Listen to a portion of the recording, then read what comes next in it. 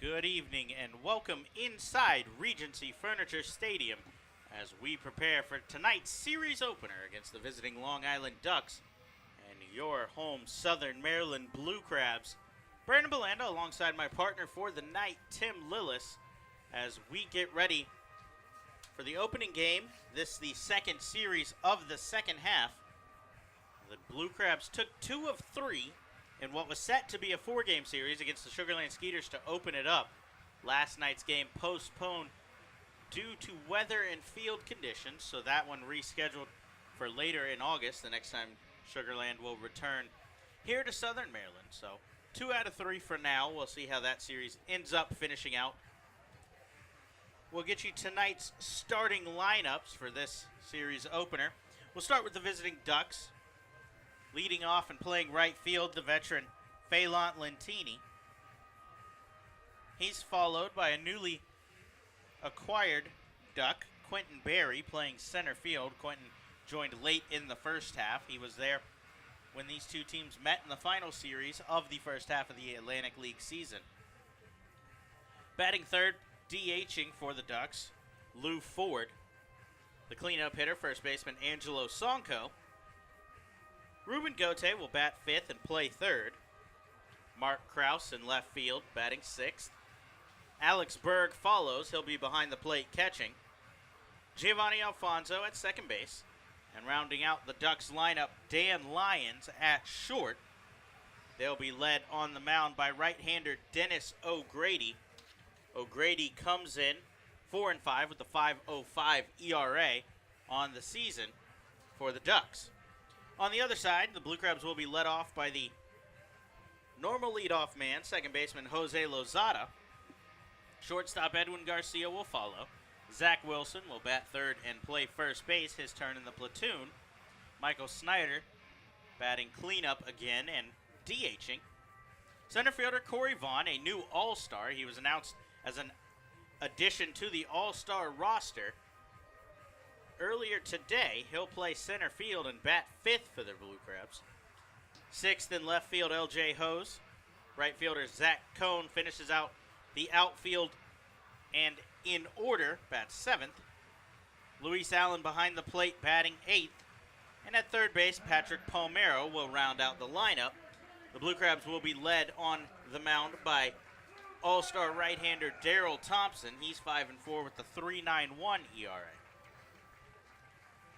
So as we prepare for the national anthem, we'll step away. We've got you tonight's starting lineups in tonight's series opener. So we'll be back right after these breaks. I'll turn it over to my partner, Tim Lillis. He'll be on play-by-play today when we come back here on the Blue Crabs Baseball Network.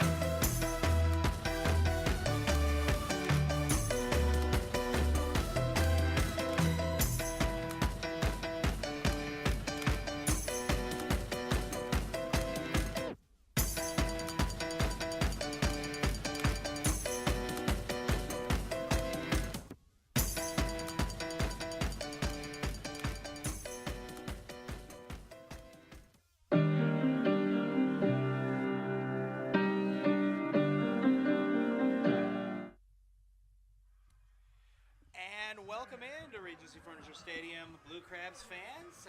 This 39th game of the home campaign for the Blue Crabs against the visiting Long Island Ducks.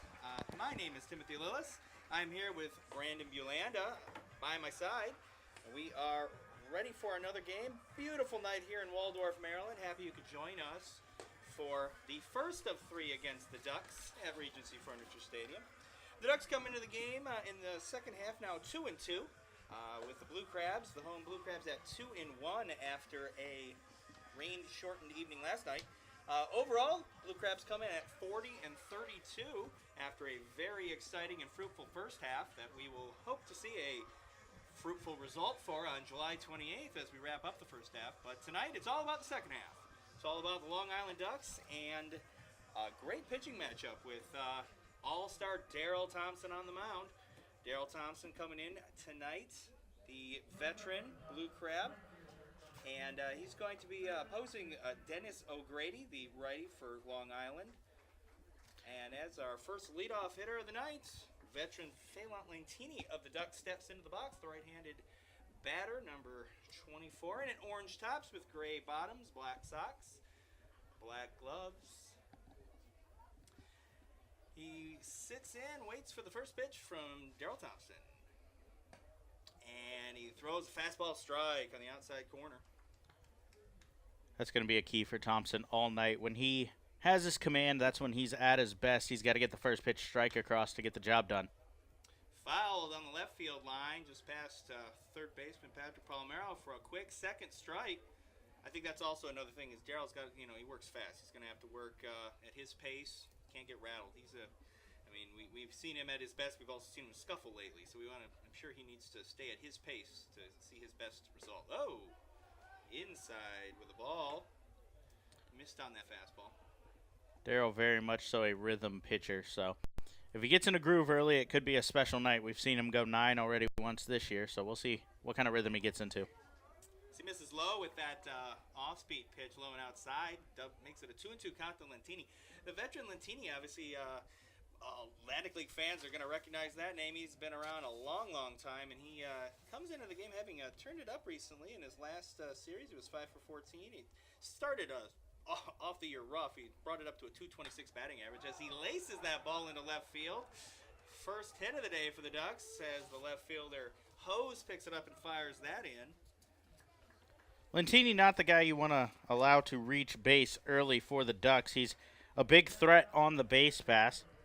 He comes in 28 for 30 in stolen bases this season.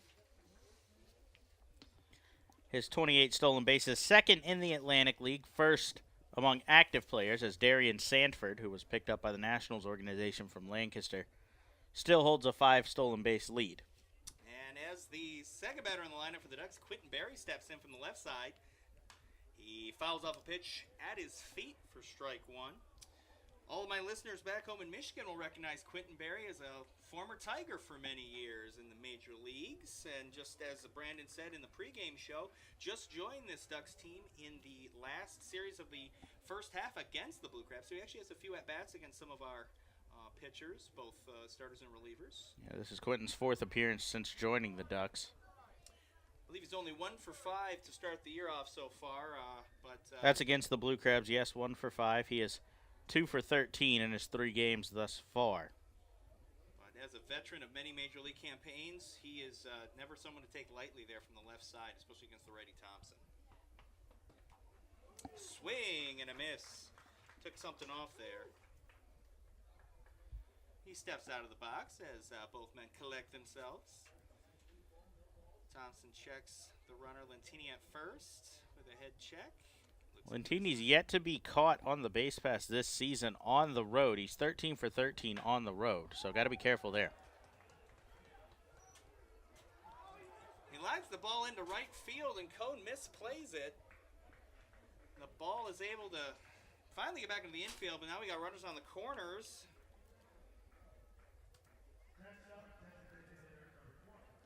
With still nobody out, Daryl's got to be careful here. Heading into the heart of this Ducks lineup, this is not where you want to be with runners on the corners, especially with a guy like Lantini on third. Anything in the dirt And the savvy veteran with some speed can easily come across to score. Not only that, but obviously you have to play for. They're going to be playing for a run here either way because the problem is Lentini can score just about any way they allow with that speed. As the third batter, Lou Ford takes an opening strike from Daryl Thompson on the inside corner with a fastball. Lou Ford, of course, another Major League veteran, hitting .302 on the season.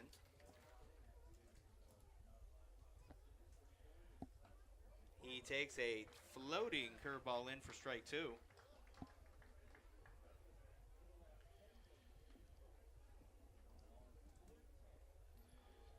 Lou Ford with 6 home runs and 23 RBIs on the season so far for the Ducks. Of course, a very dangerous hitter in the heart of their lineup, so Daryl's got to be careful here. Ooh, and he gets him to swing at a little off-speed piece for the first out on a very nice first strikeout. That brings up the cleanup hitter, Angelo Sonko, the first baseman tonight. That's a big strikeout for Thompson there because that puts him a ground ball away from getting out of this situation and potentially getting out of this inning without allowing a run. That could be a huge momentum shift here in just the top of the first. Absolutely, and he's doing it without throwing a lot of pitches either, so he's hopefully will keep up that as the first baseman, Sonko, steps in the box. Stands up tall in the left-handed batter's box, and he swings and drives it to right field. Cone makes a play on it, just fair, but the run will score on a sacrifice fly from Sonko. Get the second out, but a run in for the Ducks. That's not the worst thing at this point in the game, however, if you only give up one in this inning with runners on the corners and nobody out, you pick up that big strikeout and then work from there. That's not a bad situation to be in. Fifth hitter for the Ducks, Ruben Gotay, starting at third base tonight, steps in. Another left-handed hitter in the lineup tonight for Kevin Baez against right-handed pitcher Daryl Thompson. He awaits his first pitch. Thompson fires. Fastball low. Gotay, yet another Major League veteran. And he comes in hitting .241 this year with 2 homers and 6 RBIs. Although against the Blue Crabs this year, 4 for 10. So he's another one of these Ducks hitters, a very veteran lineup. You can't take him for take him for granted. They're going to fight you every at-bat. As Thompson throws another strike in there on the outside corner. 1-1.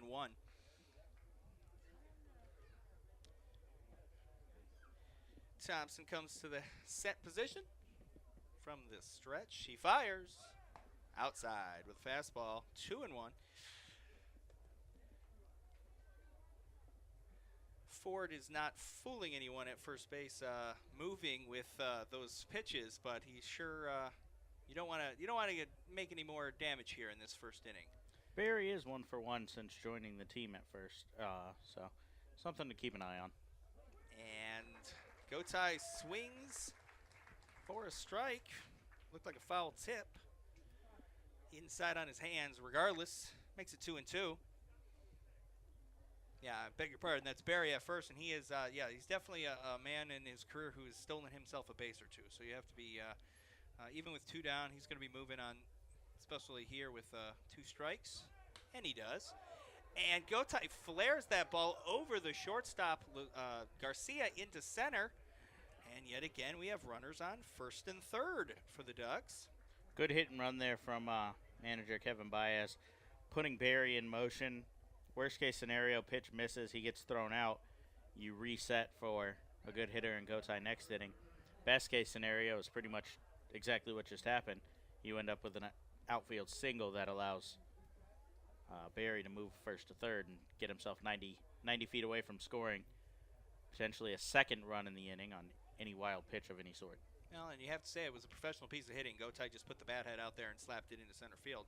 As the left fielder Mark Krause steps into the left-handed batter's box for his first pitch from Daryl Thompson. Thompson fires. Krause takes a pitch for a strike. Another former Major League hitter here for the Ducks with a lineup full of veteran presence and, frankly, a pretty scary lineup from top to bottom most nights for manager Kevin Baez. And Ducks feature 5 hitters with Major League experience in this lineup. Jordan Pacheco, their catcher, out today. Alex Berg behind the plate. He only reached AAA. Pacheco, a former big leaguer as well. As Thompson evens the count at 1-1 with the ball. Yeah, can't forget about Pacheco. There's another name that I know some fans might recognize from his days with the Rockies and the Reds. You might see him off the bench tonight as a pinch hitting situation if it develops. As the ball outside, Thompson steps off the rubber for a moment. But he's working pretty fast so far tonight, as we said. He's trying to keep that pace. Comes, sets, and delivers. Strike on the outside corner. He evens it up 2-2. He's not giving Kraus anything to work with so far, it looks like. With that left-handed hitter, he obviously probably hits something low and inside well. So he's avoided that power spot in the strike zone for him. He delivers. Low, bounce it in there. Full count to Kraus. The runners will be moving. Darrell takes a little walk off the mound, collects himself. As catcher Luis Allen gives the signs out to the infield and the outfield. Full count here, so the runner from first will be off on the pitch, so anything in the gap needs to be careful. Thompson needs to keep something on the ground or a fly ball here to get himself out of a jam. Looks like the outfielders are playing pretty true. The pitch. Inside, he walked him.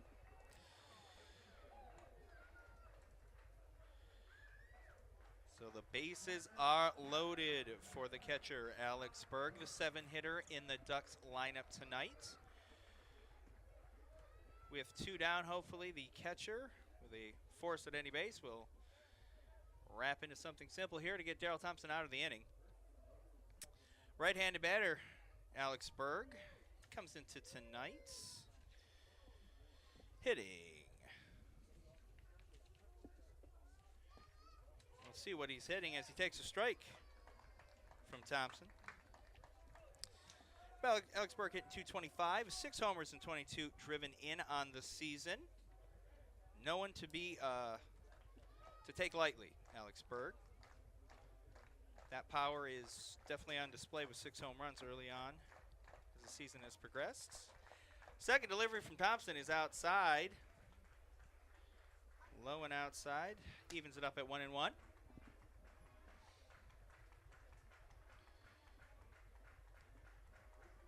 Moving quickly. Thompson back.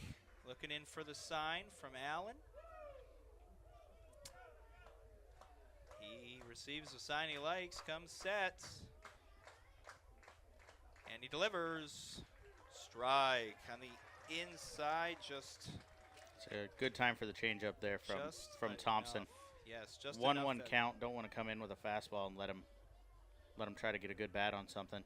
Mix it up there and keep him off balance. Now he has every pitch available. An elevated fastball he could swing through. He can go straight back to the breaking stuff. Whatever he feels most comfortable with in this situation. Whatever he's got a feel for. Time called at the plate. We'll do it again. Darrell working fast. Ball dangling in his right hand. To the glove. Set. He delivers. Ball bounces in there. They're going to say he didn't swing. It looked like he offered. First base umpire Jorge Teheran disagrees, however. So, unfortunately, that's the outcome that we'll have to go with. It was definitely tight. I can't really say for sure either way. But I know that the home plate umpire was definitely more focused on the ball that bounced in the dirt than he was the bat going around. So it had to be sent down to the first base umpire there. And guess he didn't go. Either way, that puts us at a 2-2 count. Thompson ready to deliver again. He fires. Breaking pitch, low and outside. Brings us to a 3-2 count. So the runner's going to be off again. That breaking ball, not a bad pitch right there. I'm not sure how Berg was able to lay off of that. That started over the middle of the plate and hung there the majority of the way. So yeah, you just saw him swing at something that bounced nearly identically. So he had to really lay off of that pitch. Thompson set and fires. Swing and a miss. Swinging strikeout of the catcher Berg, and he gets out of the inning. The Ducks score 1 and leave the bases loaded. Leave 3 on the base paths with 3 hits. They lead early 1-0 over the Blue Crabs on the Blue Crabs Baseball Network.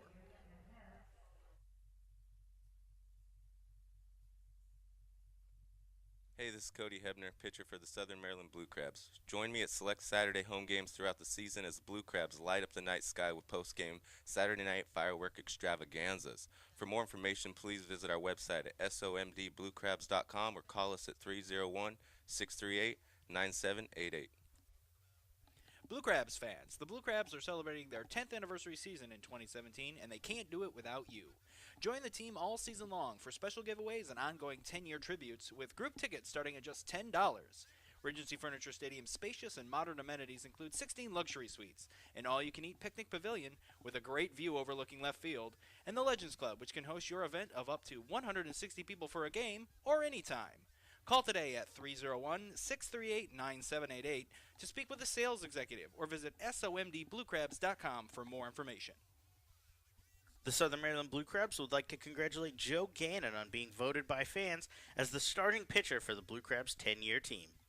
Gannon made his professional debut in 2002 before signing with Southern Maryland in 2008, where he went 12-6 with a 3.17 ERA in his debut season with the team. During this campaign, he was named Atlantic League All-Star and Atlantic League Pitcher of the Year. Gannon appeared in 100 career games for the Blue Crabs, collecting 26 wins, including his 12-win season in 2008.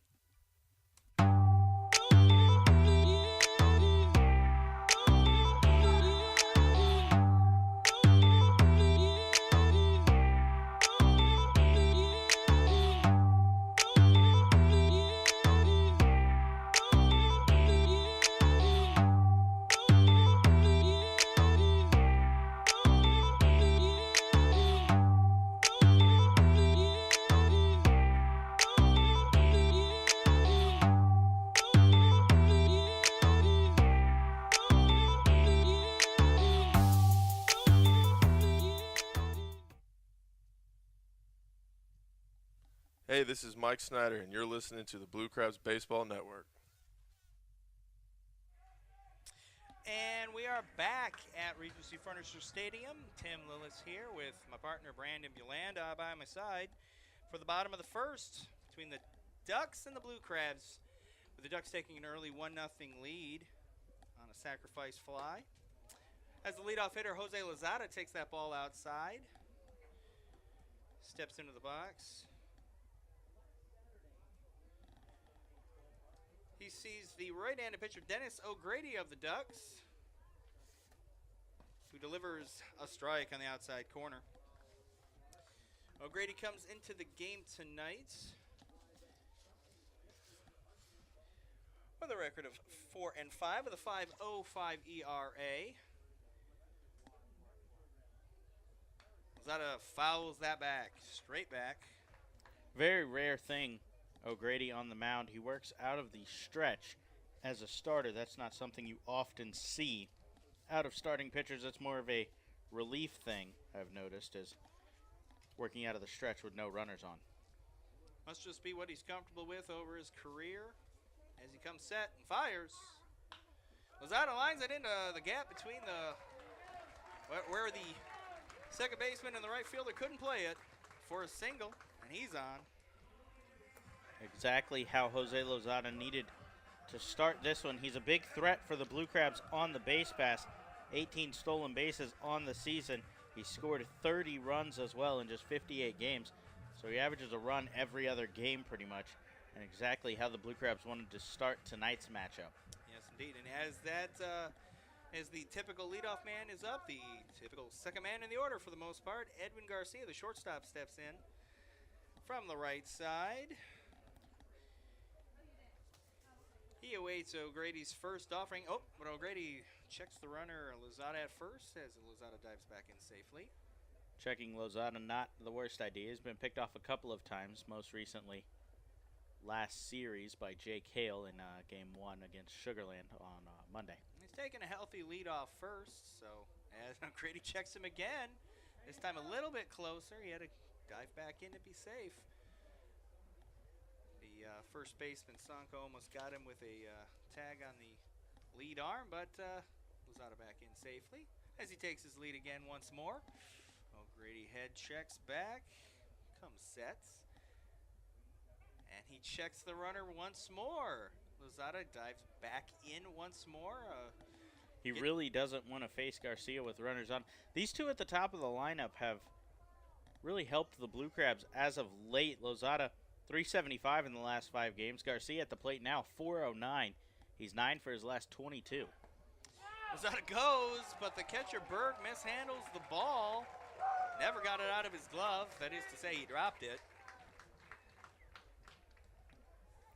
Called strike there at the plate. So Berg just mishandled it on the transfer. Lozada's able to cruise in safely. His 19th stolen base leads the Blue Crabs and gets himself in scoring position where Garcia can look to pick up another RBI. Garcia now sits at an 0-1 count against O'Grady. The next offering low and outside evens it up at 1. Crazy thing about the Garcia-Lozada connection at the top here. We mentioned both of them averages up in the upper 3s, low 400s. Garcia has yet to record an RBI over the last 5 games, as has Lozada. O'Grady looks back and delivers. And a foul off to the right side. Makes it a 1-2 count to Garcia. And Garcia seems to do his best work either in this position with something at stake at the plates, or he has done a lot of nice work at the bottom of the lineup, kind of setting up for the top of the order. We've seen that from manager John Harris from time to time as well. When Devin Rodriguez is in the lineup, LJ Hose tends to move up, but with Rodriguez out, LJ sitting in the middle around the 6 hole. Breaking pitch misses very low and outside. Second ball, 2-2. Update on Rodriguez. I was talking to the trainer, Mitch Rosenthal, today. It doesn't look like he'll be back anytime in this series, but it does look like he's going to try to return after the All-Star break. The All-Star break next Monday to Thursday, so we'll see how that goes. Foul tip at the plate by Garcia. Keeps himself alive. Just made some contacts. Still 2-2. That was a good job to fight off that pitch, make sure he stays alive.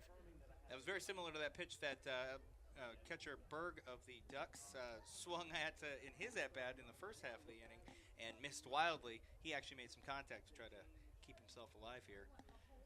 As O'Grady looks in, he delivers. Ooh, a ball on the outside corner could have been. That was a hard pitch to lay off for Lozada, who can take the ball to the other side just as easily as he can pull it. Garcia, that is. But, yeah, Garcia loves to go the opposite field. His favorite gap is that right center field gap. That's where he likes to flare just the like shots. that. But he hits it to the right fielder, Lentini. The runner, Lozada, tags at second and slides in safely head first to third. Unfortunate for Garcia, he won't get credited with the sac fly, but it was a sacrifice fly. He'll go 0 for 1 with the new scoring rules where they took away if you don't get an RBI, you don't get the sacrifice. But it was a productive at-bat. It's exactly what he needed to do, force something to the right side and get the job done. So, first baseman Zach Wilson steps in, hopefully to drive in this run from third that has been so expertly manufactured by Jose Lozada on the base paths. it's the old adage, get him on, get him over, get him in. He got himself on, got himself over. He drives it center field, but the center fielder, Quentin Berry, catches it pretty much in his tracks. Sacrifice fly, scores. Leadoff hitter Jose Lozada, and we're all tied up at 1. That one does his plenty job. deep enough to score Lozada, not even an attempt from Barry. He was way back by the warning track. And we're all tied up here early, exactly what you want to see. Yeah, I mean, Zach Wilson, for lack of getting the hit, did exactly what he needed to do there. Didn't get if he had hit the ball on the ground, there was a chance he could have put it in the right place, but for hitting it in the air, he was absolutely on target. As we see Michael Snyder step in the box, the DH tonight, the big right-handed batter. Swings and fouls it back just over our heads here for the first strike of the at-bat. So Wilson picks up his 48th RBI. Lozada comes across to tie the game here. As we've seen back and forth games between these two teams all season, especially in that last series in Long Island, that last one of the first half. Rough series for the Blue Crabs. They were swept in that one, but we'll get you more on that as we go through tonight's game. O'Grady misses alone outside for a ball, 1-1. Main- Yeah, if there's ever a grudge match right now for the Blue Crabs, it's these Ducks. Outside of the Lancaster Barnstormers, who are still our in-division rivals at the moment, these Ducks have certainly been a thorn in the side of the Blue Crabs recently. Teams come in 5-5 against each other Big already. swing and a drive by Snyder. The shortstop Lions having some fun out there, nearing foul territory, but he makes the catch for the third out of the inning. But the Blue Crabs tie it up at 1. As a sacrifice fly scores Jose Lozada, we're going to go to the top of the second. We got 1 run on 1 hit, no errors, and no men left on base.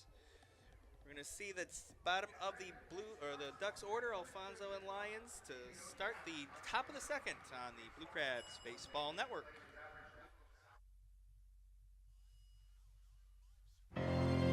Celebrate the history of our national pastime at the National Baseball Hall of Fame and Museum in Cooperstown. See priceless treasures that will bring your baseball memories to life. Cooperstown is where you, your family, and your friends can relive baseball's greatest moments and honor the all-time greats of the game. Plan your family visit today at baseballhall.org. Blue Crabs fans, join us at select Thursday home games for Foster's Grill Wings and Beer Night. For just $30, you can enjoy a ticket to the game and 2 hours of all-you-can-eat Foster's Wings and all-you-can-drink beer in the Legends Club from 6 p.m. till 8 p.m.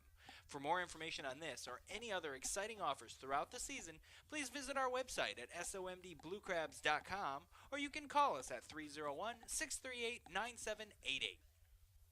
For any sign, banner, or custom graphics needs, be sure to check out Fast Signs of Waldorf. Fast Signs works with you to create a targeted message that brings interest to your product, and their expert graphic design artists bring your ideas to life for you.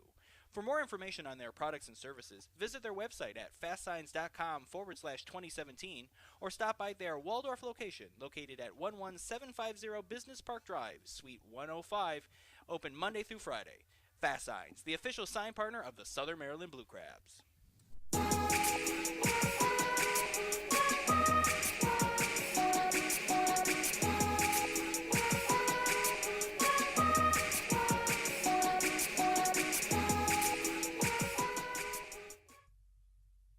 This is David Wayne Russo, and you're listening to the Blue Crabs Baseball Network. And we're back inside Regency Furniture Stadium for the Ducks and the Blue Crabs. Top of the second, all tied up at 1. As the second baseman, Giovanni Alfonso, sees his first pitch from Blue Crabs pitcher Daryl Thompson. That's a strike.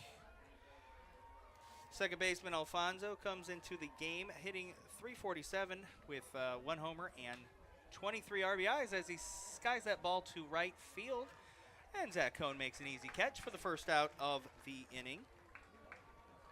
I know it's the 8-hitter, but Alfonso is a big out to get. .347 batting average is a huge batting average, as well as his .500 average against the Blue Crabs this season. So yeah, it's quite surprising to see someone with those numbers batting in the 8 hole, but that just shows you what kind of talent they have the rest of the 1 through 9. Lentini's average has struggled at the top, but you can't move him down because of the stolen base threat there. Absolutely. As Dan Lyons, the shortstop, steps in, the second batter of the inning. Daryl Thompson already ready to deliver his first pitch. He fires. Strike over the heart of the plate. 0-1. Lyons, a veteran of the Ducks. He's in his 7th season with Long Island. He was the Defensive Player of the Year in 2015, as well as the Atlantic League Championship MVP back in 2012. As Thompson misses with that ball outside, 1-1. Yeah, I mean, when you've spent that long in the Atlantic League, you have to be pretty good at something. And if he's good at defense, that's how he stays in the lineup every day. As he swings and drives out to the center fielder, Vaughn, but easily he picks that one up. Fighting the sun a little bit. We've got some sun and shadows with the light towers out in the outfield. But an easy catch for out number 2. That brings up the top of the order for the Ducks once more with Phelan Lentini, another Atlantic League veteran. For his Independent League veteran in Yes. Lentini. He's been all around the world, it feels like, playing baseball. 17-year vet. There's a lot of people who haven't been on this planet 17 years, and he's been playing professional baseball that long. He sees the first pitch from Daryl Thompson low for a ball. Enters the 2017 season as the all-time independent baseball leader in hits, runs, triples, and stolen bases, if you can believe that. All of those records belong to one Phelan Lentini. Not exactly a household name, maybe it should be. Independent League Baseball household name. If you've been around independent ball for any amount of time, you've heard the name Phelan Lentini. As he flies out, as the center fielder Vaughn calls off Zach Cohn for an easy 1-2-3.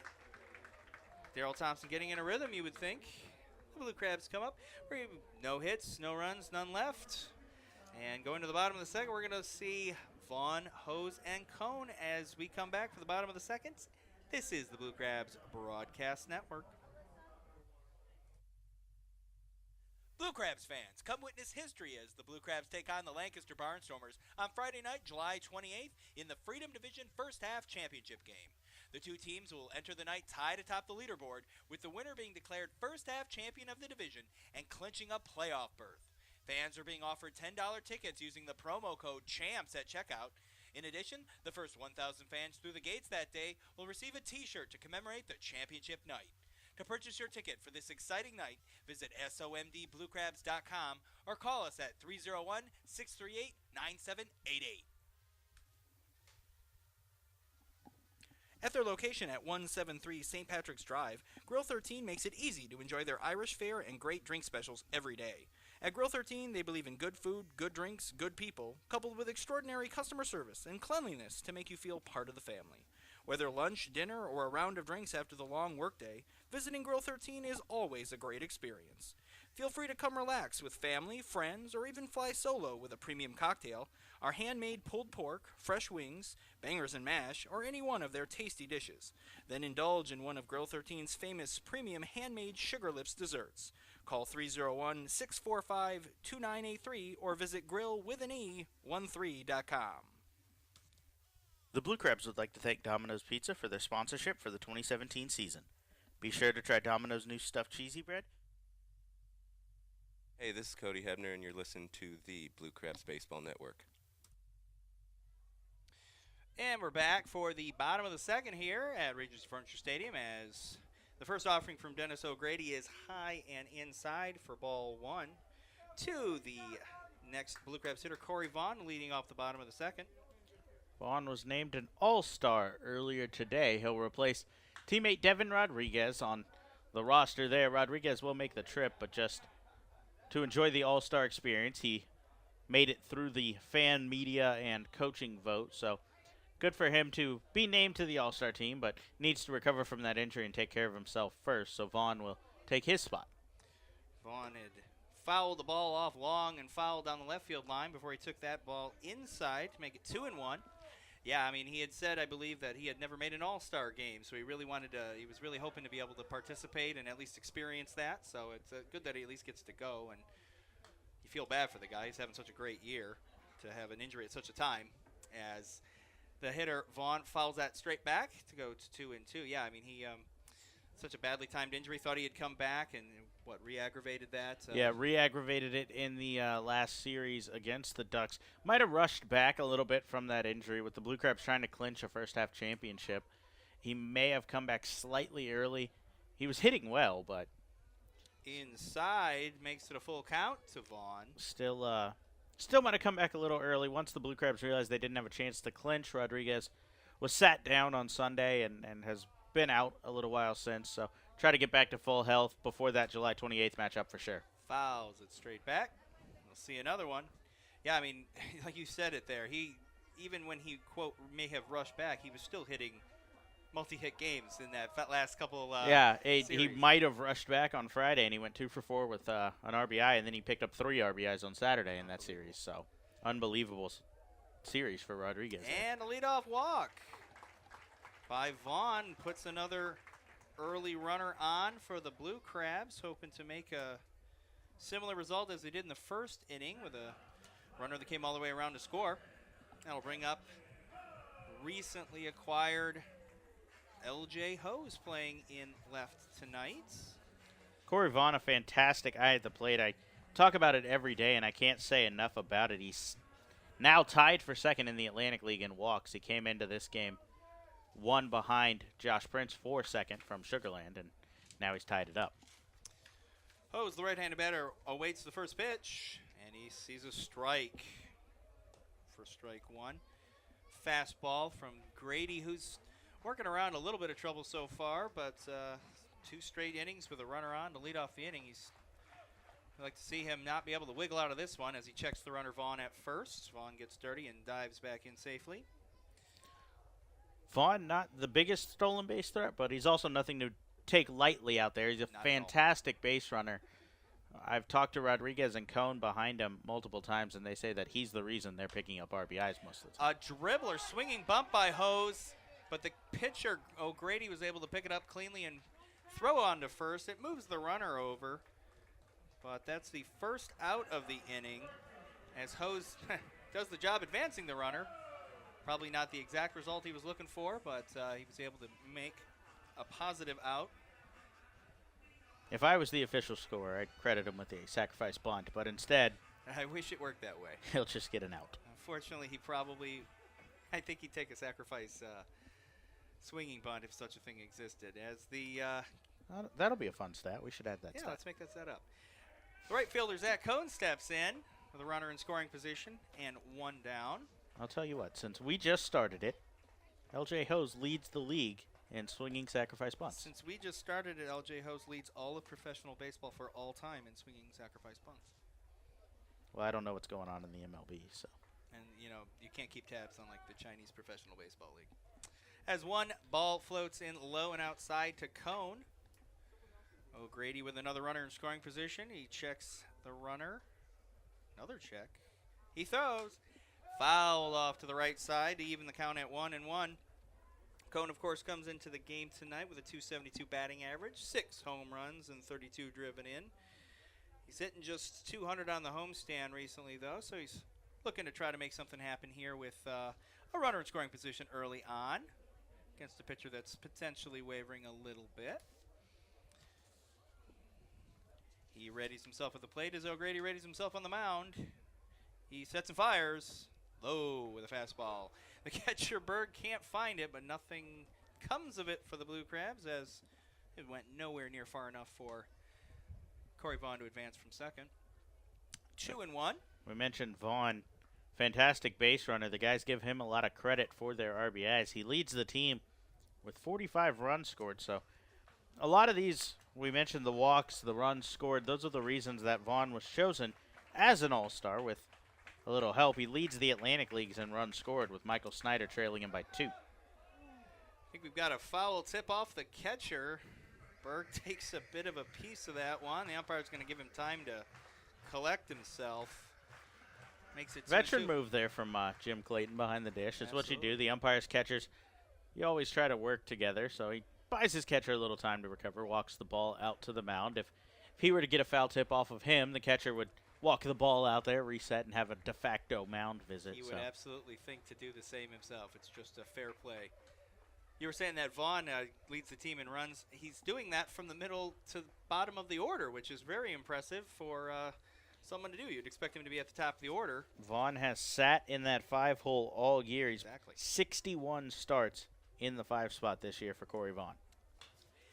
On the 2-2 delivery, skies it to left. Left fielder Kraus has a little trouble with the sun, but he catches it, collects it, throws it in. The runner cannot advance.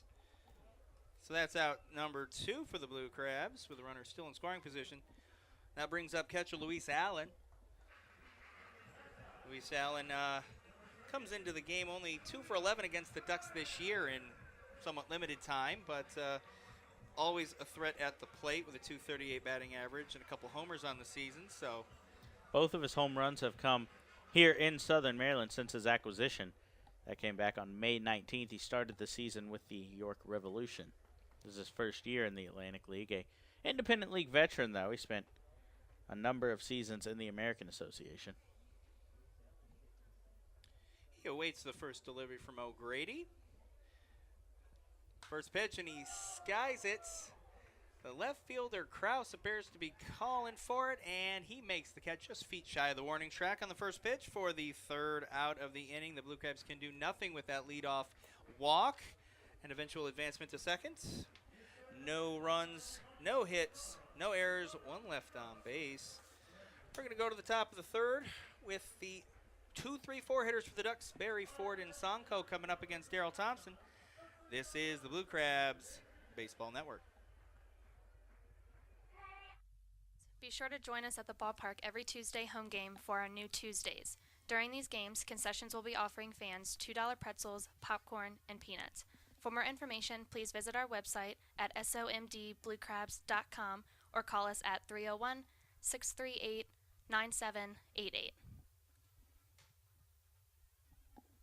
At their location at 173 St. Patrick's Drive, Grill 13 makes it easy to enjoy their Irish fare and great drink specials every day. At Grill 13, they believe in good food, good drinks, good people, coupled with extraordinary customer service and cleanliness to make you feel part of the family. Whether lunch, dinner, or a round of drinks after the long workday, visiting Grill 13 is always a great experience. Feel free to come relax with family, friends, or even fly solo with a premium cocktail, our handmade pulled pork, fresh wings, bangers and mash, or any one of their tasty dishes. Then indulge in one of Grill 13's famous premium handmade Sugar Lips desserts. Call 301-645-2983 or visit grillwithane13.com.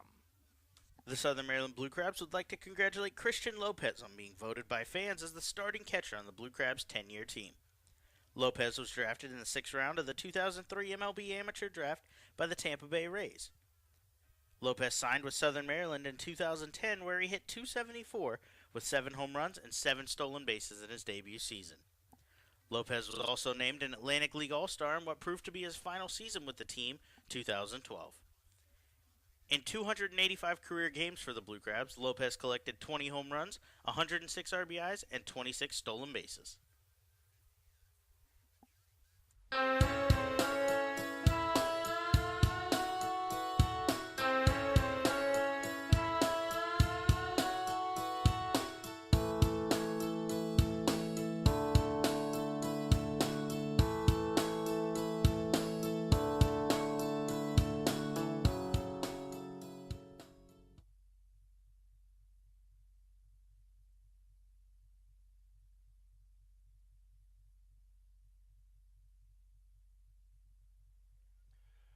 And we're back at Regency Furniture Stadium for the top of the third as the leadoff hitter for the Ducks in the top of the third, Quentin Berry, takes that strike one call from Blue Crabs pitcher Daryl Thompson.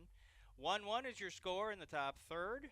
Quentin Berry, the number 2 hitter in the lineup for the Ducks, swings and misses at the next offering. 0-2. As we said before, Quentin Berry, a very long-time veteran of major, minor, and now independent league baseball, joining the Ducks recently. He swings and drives the ball to the shortstop, Garcia, who fires over to first. 1 down.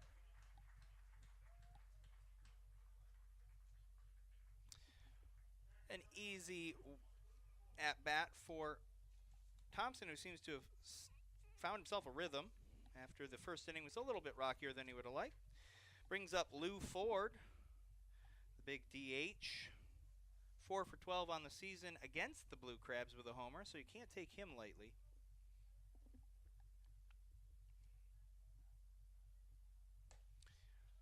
And Thompson fires a strike for strike 1 over the heart of the plate.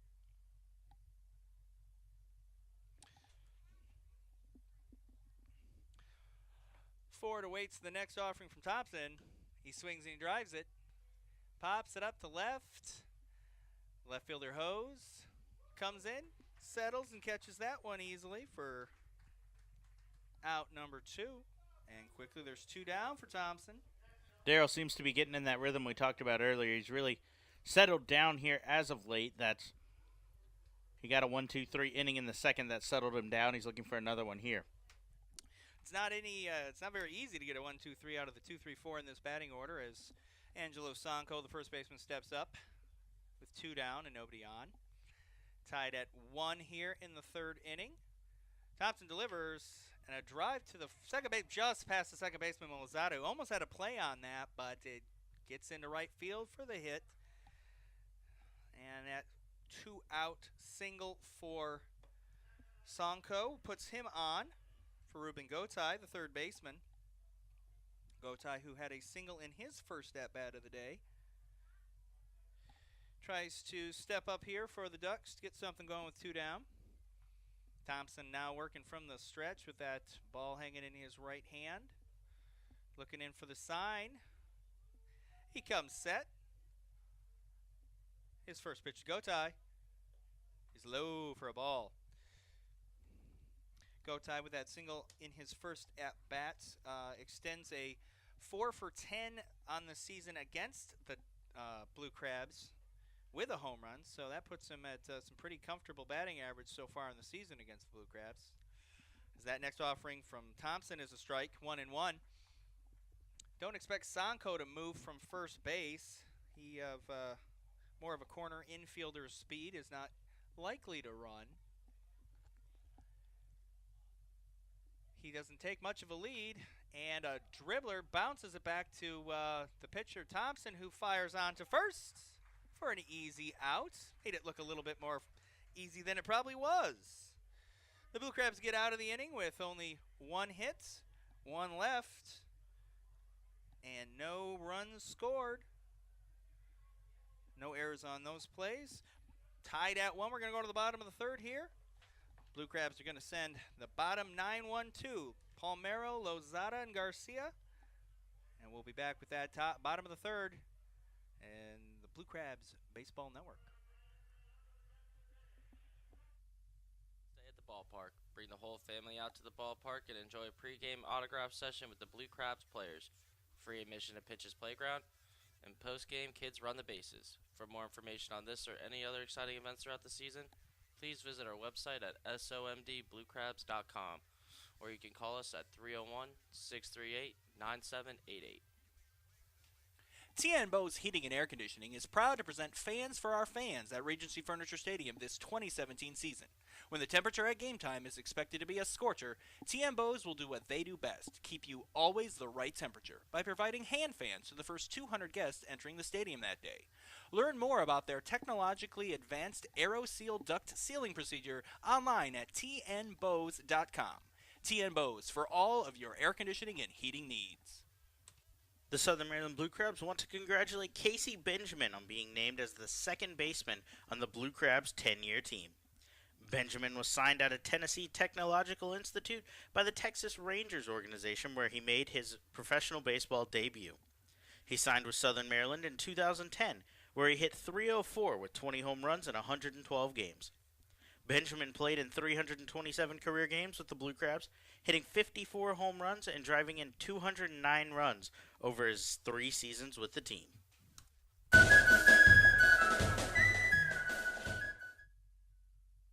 Hey, this is Kalaika Kahoa Halahala, and you're listening to Blue Crabs Baseball Network.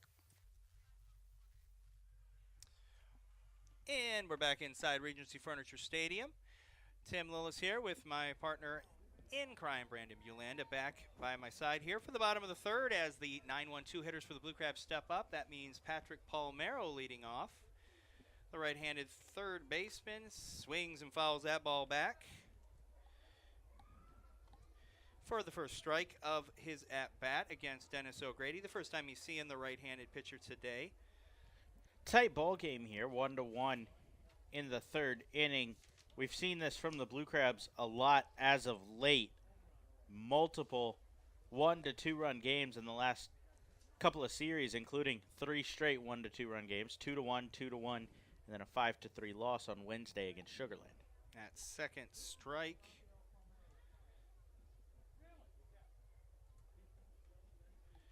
Makes it an 0-2 count. Low and outside, but they say he didn't swing. Half swing by Palmero makes it 1-2.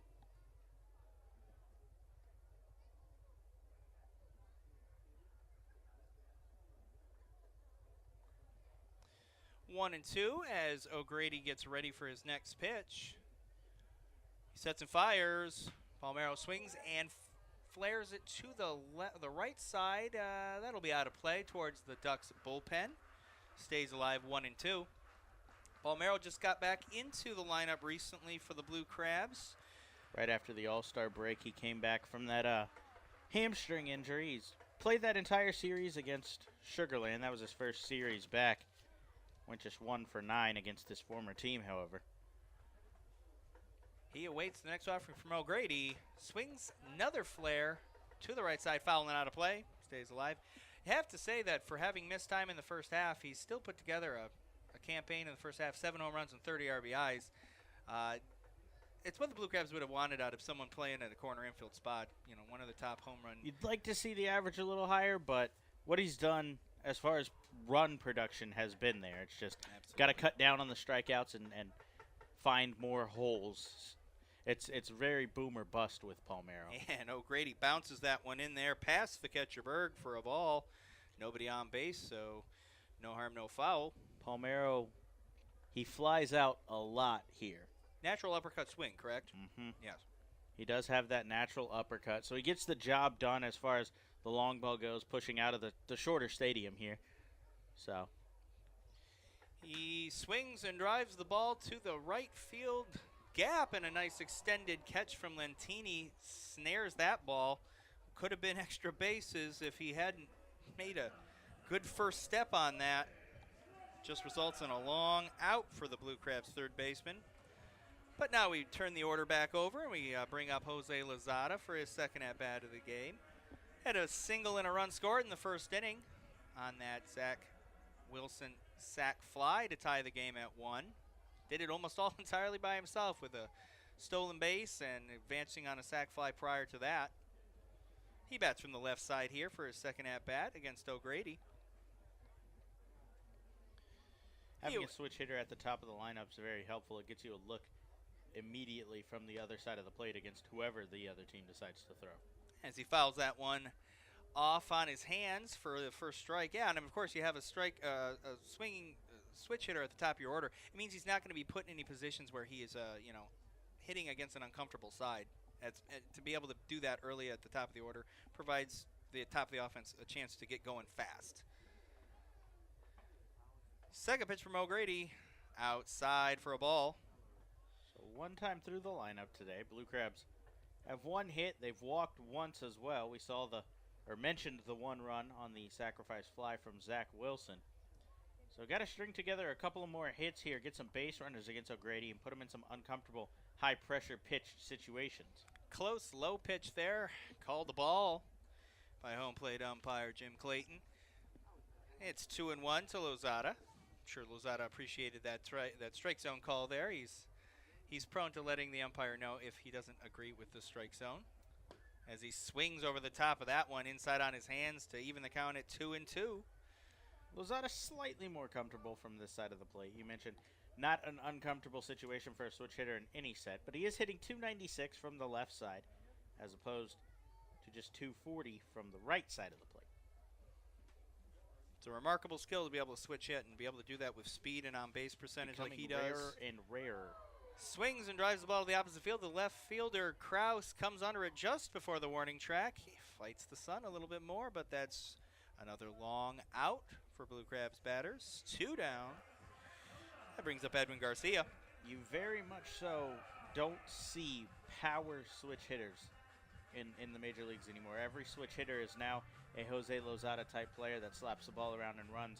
You no longer see the Chipper Joneses of the world hitting 40 home runs a season, 20 from each side. It doesn't happen anymore. That's probably something to do with specialization. A youngster gets good at one hand, and they just keep him there. As Garcia flies that ball out to the right fielder, Flentini catches it in short right field on the first pitch for the third out of the inning.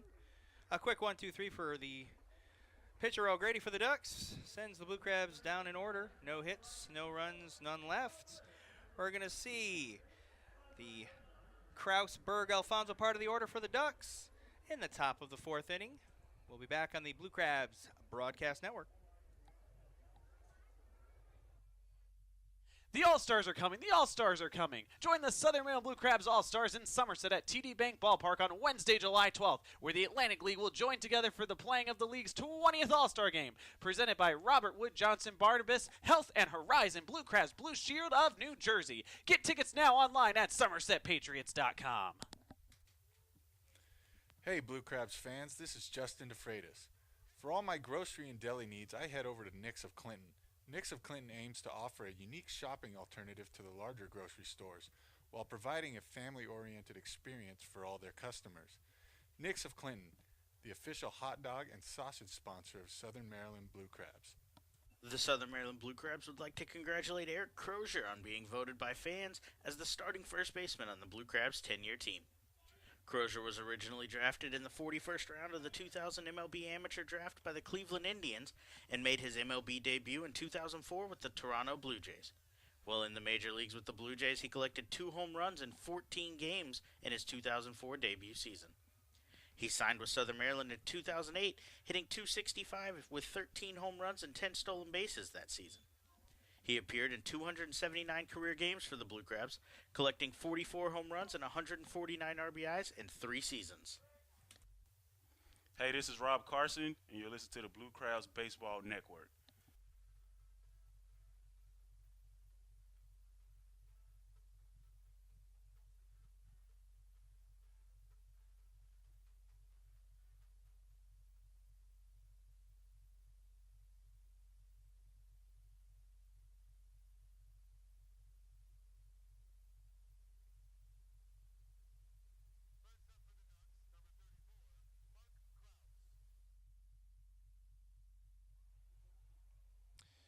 We're back here at Regency Furniture Stadium with the Ducks and the Blue Crabs all knotted up at 1 going into the top of the 4th inning.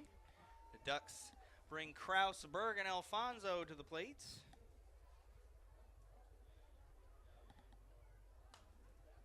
The left fielder Kraus fouls the first offering from Daryl Thompson back.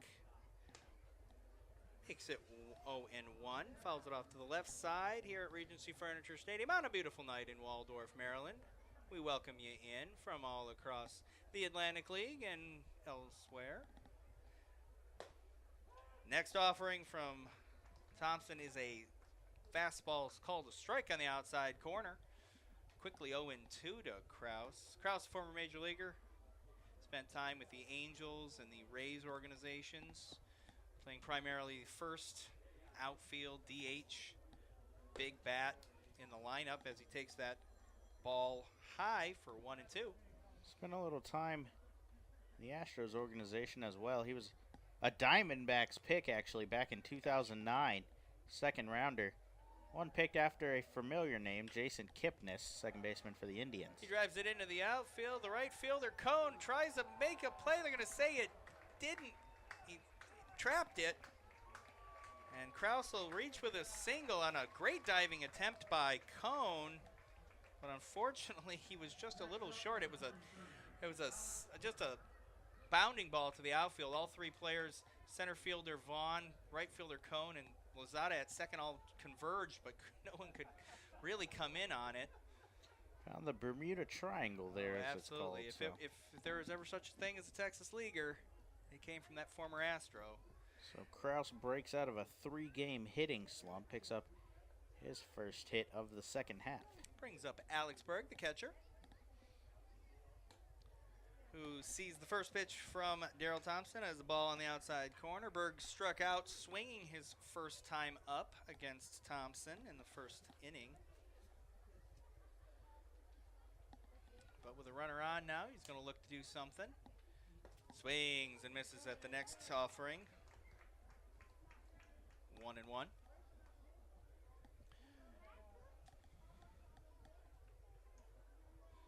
Thompson looks in for the sign from the stretch.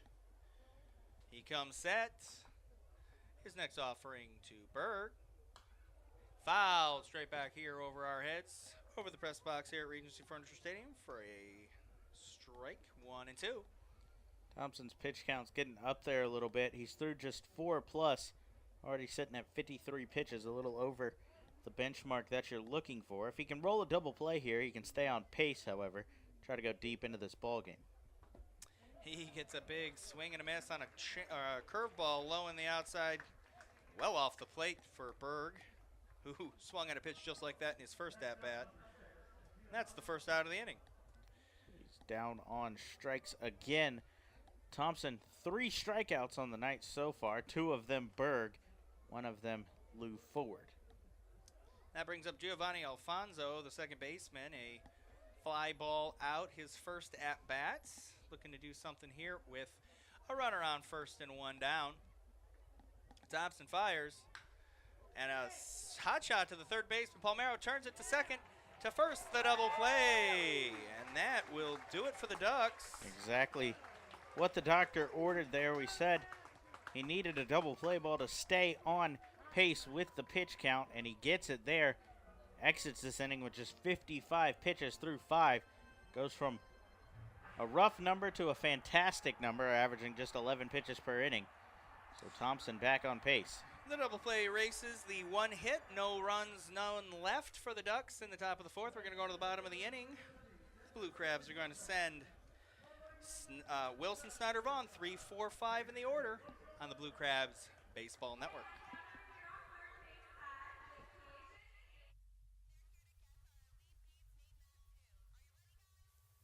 Hey kids, this is Gary Brown, center fielder for the Southern Maryland Blue Crabs. If you are under 12 years old, make sure to check out our Chick-fil-A Back Fin Buddies program. For just $15, kids will receive free admission to all 7 Friday home games this season, as well as a commemorative Back Fin Buddies lunchbox and baseball. For more information, please visit our website at somdbluecrabs.com or call us at 301-638-9788. Did you know that the storm drains in Charles County lead to the Potomac River, Patuxent River, and the Chesapeake Bay? Those storm drains are not trash cans, and the water inside does not get filtered. The litter you throw on the street can end up in the same water you drink, fish, and play in. Start now and help keep Charles County beautiful by placing your trash in its proper place. To find out how you can help, visit www.charlescountymd.gov/litterbug. The Southern Maryland Blue Crabs want to congratulate Pat Osborne on being named the starting third baseman on the Blue Crabs' 10-year team. Osborne was originally drafted in the 2nd round of the 2002 MLB Amateur Draft by the Cleveland Indians. He signed with Southern Maryland in 2008, where he hit .326 with 17 home runs and 106 RBIs in his debut season. In 5 years with the Blue Crabs, Osborne finished with a .297 batting average while hitting 39 home runs and collecting 225 RBIs in 386 career games with the team. Hey, this is Edwin Garcia, and you listen to the Blue Crab Baseball Network. And we're back inside Regency Furniture Stadium for the bottom of the 4th with the Ducks and the Blue Crabs knotted up at 1. For the first offering from O'Grady is a strike to Zach Wilson. 3 straight All-Stars due up for the Blue Crabs here. You'd love to see them get something started here in the inning. Next offering is a ball off-speed pitch on the outside corner that Zach Wilson does not offer at 1-1. Wilson, who had a sac fly for the only run scored for the Blue Crabs in the game so far in the first. Looking to start something here in the 4th inning. He watches a fastball for a strike on the outside for a second strike from O'Grady, who's been able to settle in himself, just as Daryl Thompson has settled in. After a little early couple innings of first runner on, he throws that breaking pitch for a ball on the outside corner. Both pitchers struggling with the pitch count. We mentioned Thompson kind of stayed on track. I did the math a little wrong. He's at 55 through 4 innings. Math is hard.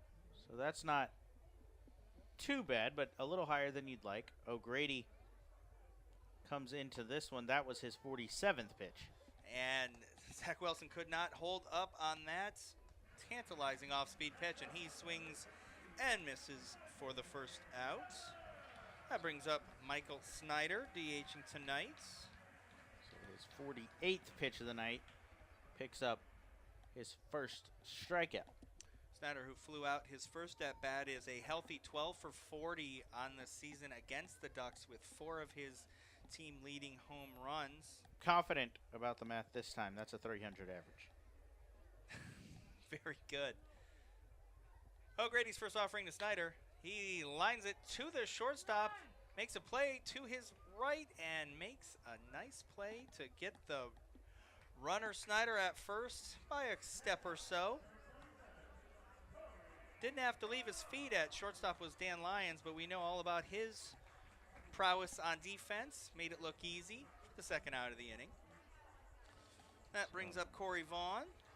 Part of the order you'd want up with Wilson, Snyder, and Vaughn. Quick 2 outs for O'Grady. Hopefully Corey Vaughn can get something going with 2 outs in the inning and try to manufacture a run late or potentially just power one through.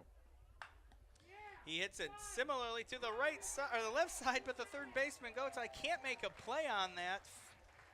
And Vaughn is aboard. Be interesting to see. I believe probably called it an infield hit, wouldn't you think?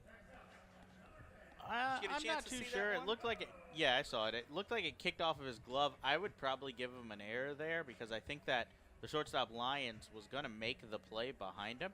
True. But we'll see the official scoring here in a second. If that's the that's ruled a hit by the official score. As the official score ruled that an error on the third baseman Gotai.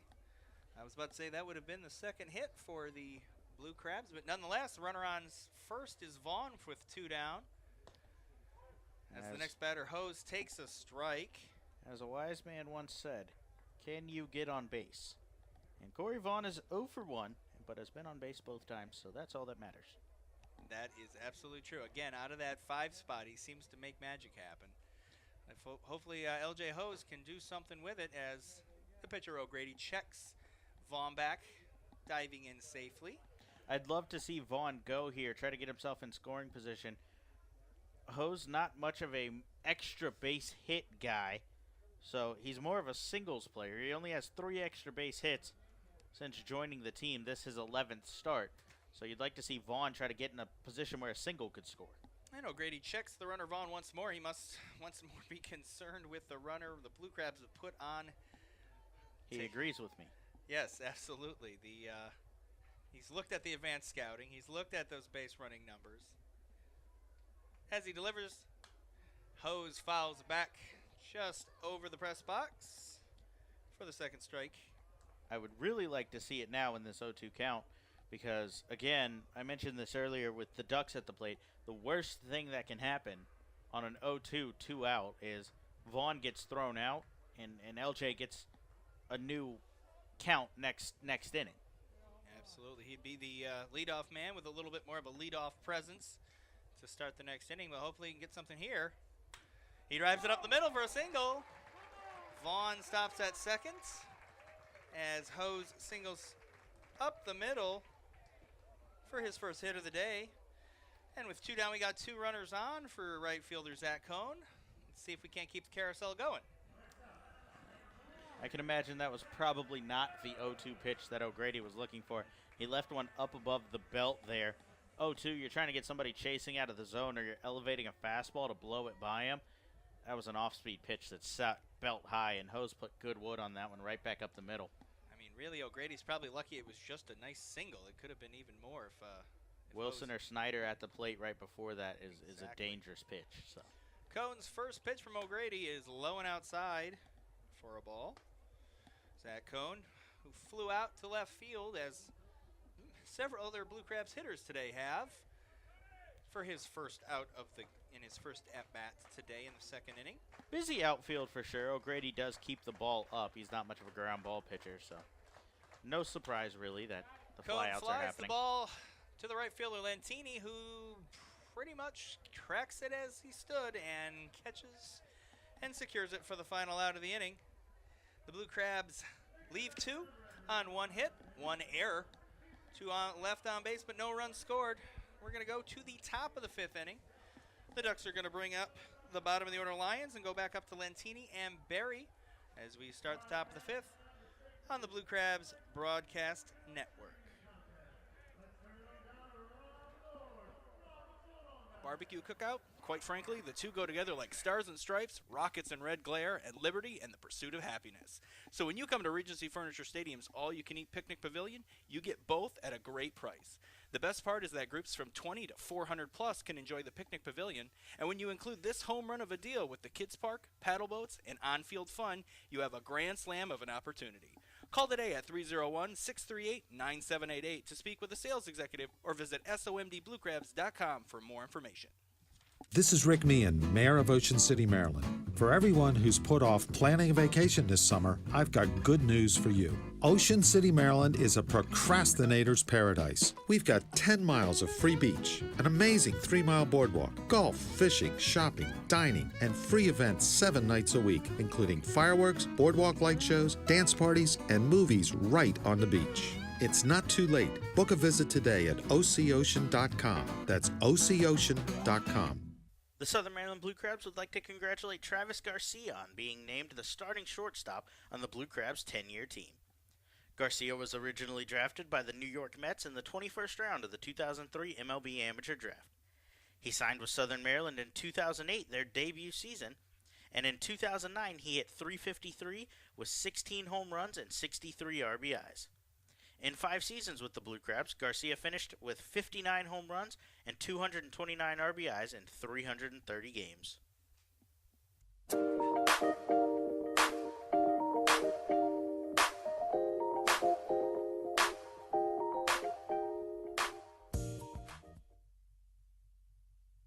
This is Patrick Palmero, and you're listening to Blue Crabs Baseball Network. We're back inside Regency Furniture Stadium, going to the top of the 5th between the Ducks and the Blue Crabs.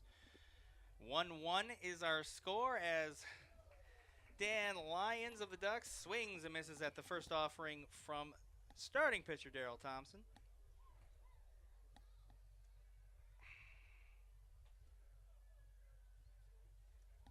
Second offering from Thompson is outside. A little bit of a off-speed piece, 1-1. Lyons flew out to center field in his one and only at-bat so far tonight from the bottom of the order. He drives the ball right to that center fielder Vaughn, who didn't have to move a step for the first out of the inning. And Lyons is down for out number 1. That brings us up to the top of the order for the Ducks. Phelan Lentini once more for his third at-bat. Lentini 1 for 2 tonight with a single. Scored a run, the only run for the Ducks tonight so far, as well as flying out to right field. Thompson about to hit his benchmark for the season. He's thrown at least 5 innings in every outing but one. That outing, a rough one, where he gave up 9 runs in 2 innings on the road. Yes, in York.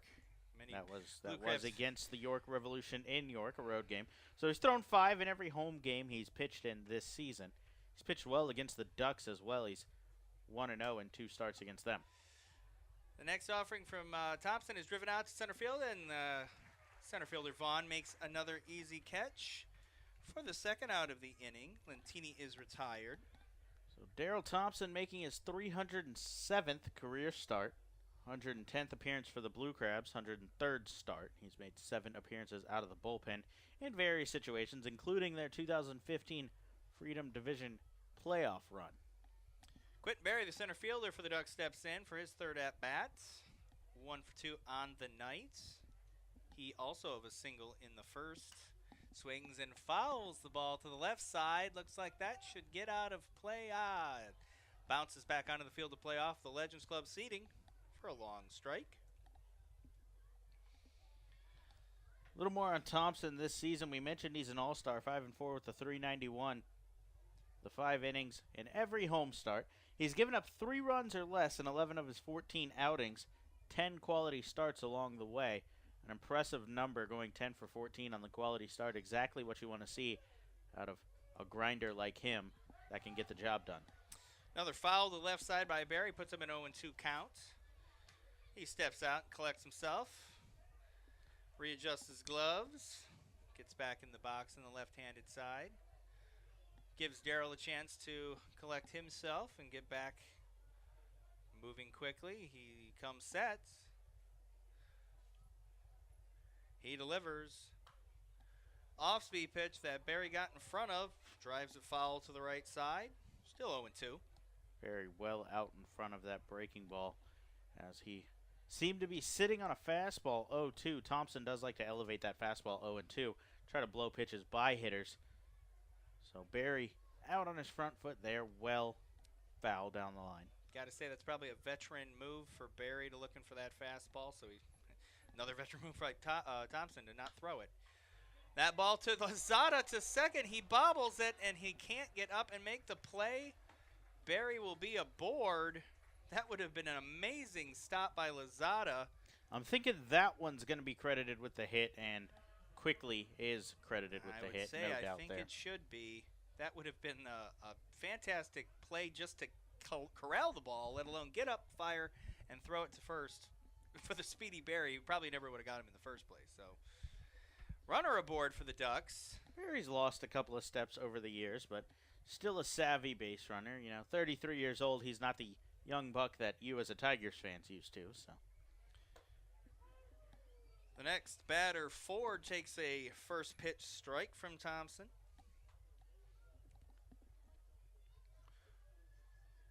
As Barry takes his lead at first, a modest lead. Thompson out of the stretch now for the 0-1 pitch. Ford fouls it back on the line over the press box. Makes it 0-2. Lou Ford 0 for 2 tonight with a swinging strikeout in the first. Always dangerous, so Thompson needs to play safely here with his pitch count rising. Hopefully he stays out of Ford's wheelhouse here with a runner on. Throws high and inside, and a steal attempt by Barry is successful as the throw gets past the shortstop Garcia to the second base side. I'm going to say that probably wasn't an error there. Luis Allen had to throw it from his knees as Barry got a decent jump, but more so the fact that was about a 68-mile-an-hour breaking pitch there from Thompson. Yeah, spinning breaking pitch that was probably chest high that he had to take in and throw straight from his knees. Not a lot you can do with that. So the runner moves to second for the Ducks with Ford still at bat. A 1-2 count now. Thompson comes sets from the stretch. He looks back, fires, and a flare to the left fielder Hose, but right at Hose to make the play. 3 outs there for the Ducks. No harm, no foul on that stolen base. The Ducks don't score any runs. They leave 1 on from that 1 hit. No errors. The Blue Crabs come up in the bottom of the 5th now. They're going to send Allen, Palmero, and Lozada to the plate as we are all tied up at 1 at Regency Furniture Stadium as we go to the bottom of the 5th on the Blue Crabs Radio Network. Hey, this is Ryan Wiggins, and you're listening to the Blue Crabs Baseball Network. Blue Crabs fans, the Blue Crabs are celebrating their 10th anniversary season in 2017, and they can't do it without you. Join the team all season long for special giveaways and ongoing 10-year tributes with group tickets starting at just $10. Regency Furniture Stadium's spacious and modern amenities include 16 luxury suites, an all-you-can-eat picnic pavilion with a great view overlooking left field, and the Legends Club, which can host your event of up to 160 people for a game. Call today at 301-638-9788 or visit us online at somdbluecrabs.com for more information. Blue Crabs fans, Bocelli Pizza, known for having the best pizza in town, is offering you 20% off on your order. That's right, 20% off. Just use code 779 to take advantage of this limited time offer. Bocelli offers pizzas, pastas, subs, wings, salads, and more. You can place your order for pickup or delivery online at VOCELLIPizza.com or call 301-705-5858, as well as visiting Bocelli Pizza at their Waldorf location, 11850 Park Waldorf Lane. Bocelli Pizza, delivering classic Italian quality.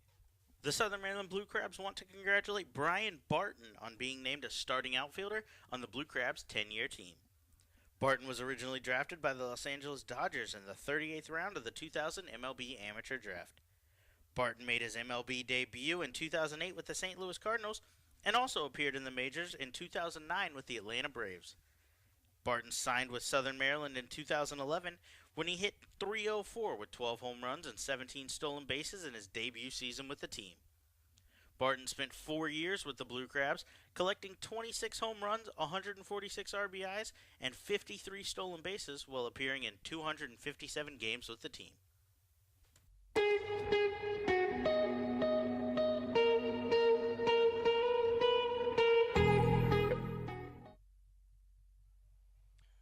And we're back at Regency Furniture Stadium with the Blue Crabs and Ducks tied up at 1 in the bottom of the 5th. The second pitch from Dennis O'Grady of the Ducks is a foul ball strike.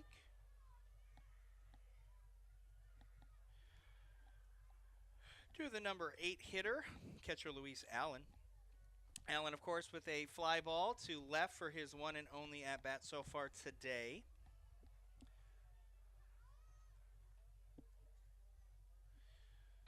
Dennis O'Grady, always working from the stretch, comes, sets, and fires outside with a fastball. 2-1. Luis Allen taking over essentially the primary catching duties for the Blue Crabs as he has come onto the team after having started the season with York. Has put up a pretty good campaign for the Blue Crabs as that pitch gets away from the catcher Berg for ball 3. Allen hitting .238 with 2 homers. Last homer coming against New Britain in June, early June. So he's definitely due. But you don't expect a lot of power out of him. Anything you get out of your catcher there is going to be a bonus as he flares that ball. Stays on it, but flares that foul into the right side. Makes it a 3-2 count to Allen. As Brandon alluded to earlier, he not only is a first-time Atlantic Leaguer this year, but he had previously been with the American Association's Winnipeg Goldeyes and the Lincoln Salt Dogs for combined 7 seasons. As he swings and drives this ball to left field, the left fielder Krause has to play it off the mini monster and the manual scoreboard for a long single. Didn't dare stretch that to a double with essentially catcher's speed, so he's aboard with a single. And that's going to bring up Patrick Palmero, the third baseman. Nice leadoff single for Allen, getting the bottom of the inning started for the Blue Crabs. Looking to break things open. That's just the third hit for the Blue Crabs on the night. Third hit, all singles. Palmero flew out to right field in his only at-bats against O'Grady yet tonight. Looking to get something started in the 5th. Something can continue something here in the 5th. We want to get a rally going, tied at 1 in the middle stages of this game as he fires that ball to the right field gap. And once more, the right fielder can't make the play on a dive. This time, though, it's the Ducks right fielder Lentini. Essentially came in and trapped it, but nevertheless, it's a hit for the 9-hitter Palmero, moving the runners up 90 feet. And we've got 2 on and nobody out for the top of the order and Jose Lozada. Palmero getting his first hit of the night, bringing up Jose Lozada for his 3rd at-bat. And there's a meeting of the minds on the mound for the Ducks. Essentially, this could be one of the last big moments for O'Grady in the game as his pitch count has risen so far in this one. The mound meeting has mostly broken up, and so we should be seeing this next at-bat for Jose Lozada momentarily.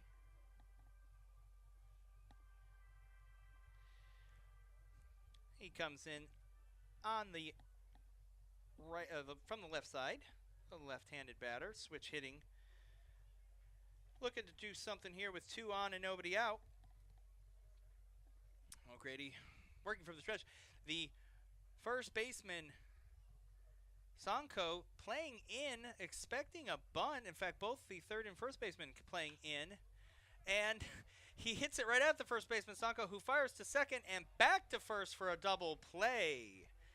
Unfortunate set of circumstances for the Blue Crabs there, as one of those batters and 2 outs are quickly erased, with the runner Allen moving to third on that 3-6-3 double play. Very well done by the first baseman Sanko, who does not always play at first base. But with 2 down with the runner on third, that brings up the number 2 hitter, the shortstop Edwin Garcia. Couple flyouts on the night for Garcia, trying to get something going here to get this run in after an unfortunate double play. He takes a strike. Fastball high. You could say that was high and outside to him in the right-handed batter's box, but it was a strike nonetheless. Oh, Grady comes set. He looks in and delivers. Another strike. Breaking pitch this time. 0-2 quickly to Edwin Garcia. Garcia, 256 on the year, but 308 on this homestand coming into tonight, of course. It's going to go down a little bit with those couple flyouts earlier. But once, like we said, he generates a little bit of consummate offense coming out in that second spot in the order. Fastball misses outside, 1-2.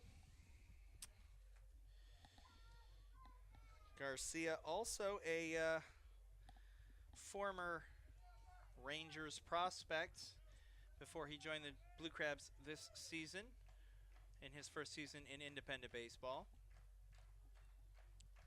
Sees the next delivery, and he swings and drives it out to the left fielder, Kraus, who barely has to move.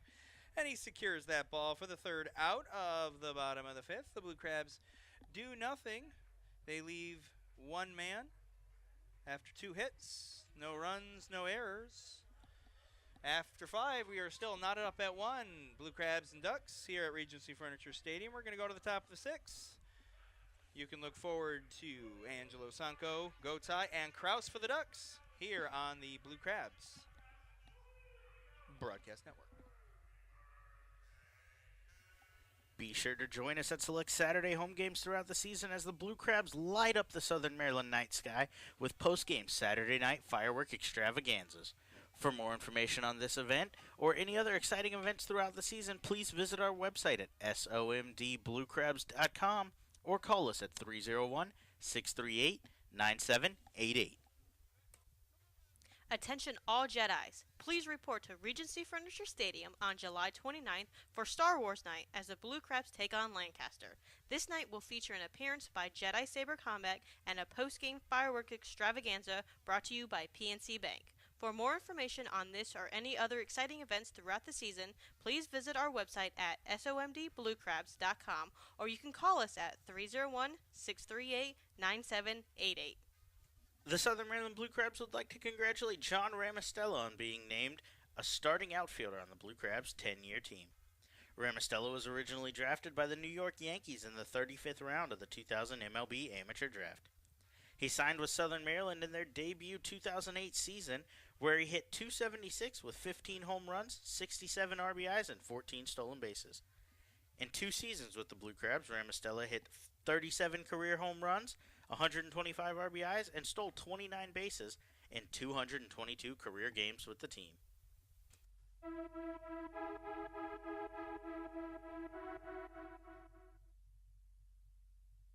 is John Harris, and you're listening to the Blue Crab Baseball Network. And we're back inside Regency Furniture Stadium as the top of the 6th starts for the Ducks, and we are still knotted up 1-1, 1-2-1 as Daryl Thompson takes the mound once more. He delivers a ball low to the batter for the Ducks, Angelo Sanko, the first baseman. Sanko comes into this at bat with a single and a sacrifice fly on his day-to-day as he takes that next ball inside. 2-0. Sanko on the season so far, it's a couple homers against the Blue Crabs in 7 hits total against the Blue Crabs. So can't stress enough to not play around with him as Thompson delivers a strike on the outside corner. Makes it 2-1. Thompson ready to deliver once more. Swing and a miss by Sonko on a nice fastball. Evens it up 2-2. Sonko 14 home runs on the season. Definitely don't want to play around with him. This is somebody that at the start of the season wasn't even in the starting lineup for the Ducks and has worked his way into an everyday starting role with the power bat, and he's batting cleanup since the signing of Nate Fryman. A off-speed pitch is hit down to the first baseman. Wilson makes that play unassisted for the first out. Should clarify the signing away from the Ducks of Nate Fryman. He exactly was signed by one of the teams in the Mexican League early on in the season after going on a tear to start the year. Yeah, I'm sure Blue Crabs fans who pay attention to some of the early games this season are not sad to not see Nate Fryman anymore in the heart of this order after a couple of the moonshots that he hit here at Regency Furniture Stadium. I don't think anybody in the Atlantic League is sad to see Nate Fryman leave. As Ruben Gotay steps in, he flares a ball just foul down the left field line. Fryman still has one of the longest balls I've seen hit here. Hit off the top of the Sport Clips sign out in left center field. An absolute moonshot. And it looked like he barely even swung. Well, that's a former major leaguer, probably eventual major leaguer once more at work. So not surprising as Gotay swings through that one for the second strike. Gotay 1 for 2 tonight with a single. He awaits Thompson's next delivery. And that ball skips in there for a ball. Gotay, another relatively recent signing for the Ducks. He's in just his 18th game, 17th start for Long Island. They're not up to their normal standards, the Ducks, I would say, this year, as they struggled a bit in the first half. You're expecting them at the top of the league. Instead, they wavered around the 500 mark. And he swings and misses at a fastball for strike 3. Thompson had him on another one of those high fastballs we talked about earlier. Did not able to catch up.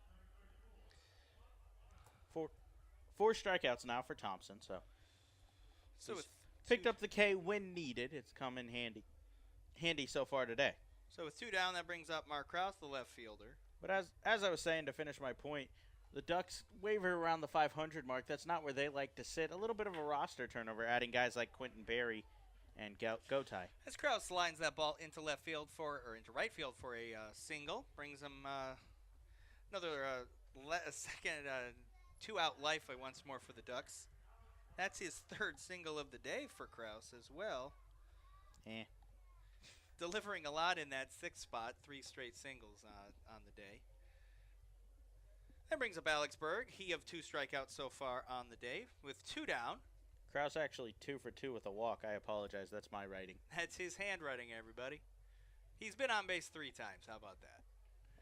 First pitch from Thompson to Berg is a ball low. 1-0.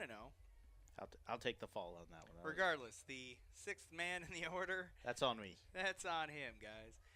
6th man in the order on for the 3rd straight time. You can't go wrong with that if you're the Ducks. If you're the Blue Crabs, you want to keep him from getting any further. Second pitch. Comes back with a strike on the outside. Nice fastball, 1-1. Don't want to pick on anyone in any level at the professional baseball level, but if this was the guy that you would want up at this point, Alex Berg, Thompson's had his number all night, 2 strikeouts so far. Yeah, so. If you could have seen the pitches he was swinging at early and often, you would definitely know that this is the one you want to get out here and just move on as he flares that ball to right field.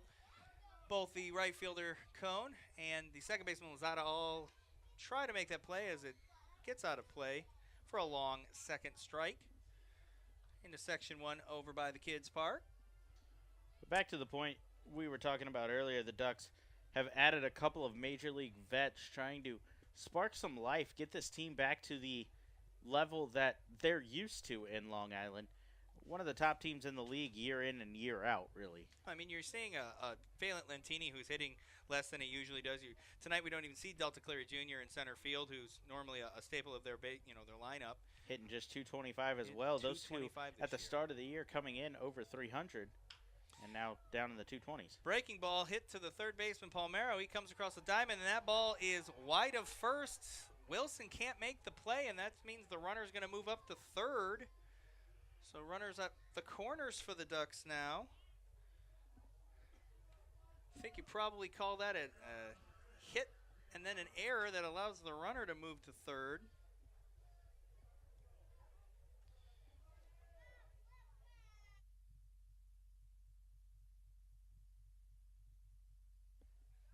And we're back with a couple moments of technical difficulties. There we got runners on the corners for the Ducks.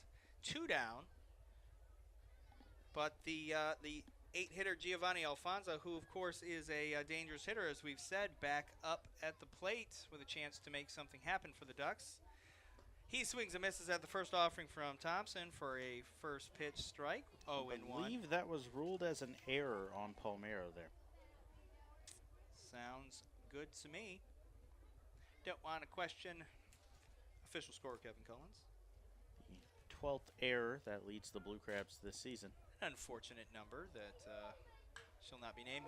And Alfonso singles that right past Thompson up the middle, and that'll drive in Kraus. Unfortunate set of circumstances for the Blue Crabs means Kraus comes all the way around to score on that 2-out rally.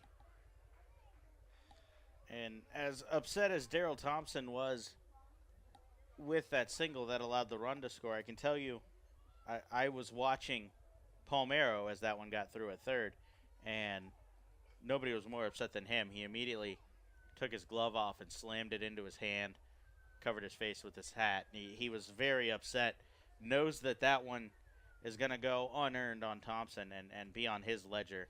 It could come back to haunt them later in this game. Absolutely. Thompson's first delivery to Dan Lyons is driven out to left field. Hose makes the running play, but he can't come up with it. It bounces off the wall. 1 run scores. He makes it into the shortstop Garcia, but the second run comes around and scores with a double for Lyons, driving in 2. And all of a sudden, the Blue Crabs give up 3 in the inning to make it 4-1 Ducks. And when I said later, I meant immediately come back to haunt them. Absolutely immediately. As the next batter scores 1, and then 2 runs come across when realistically we could be out of this inning.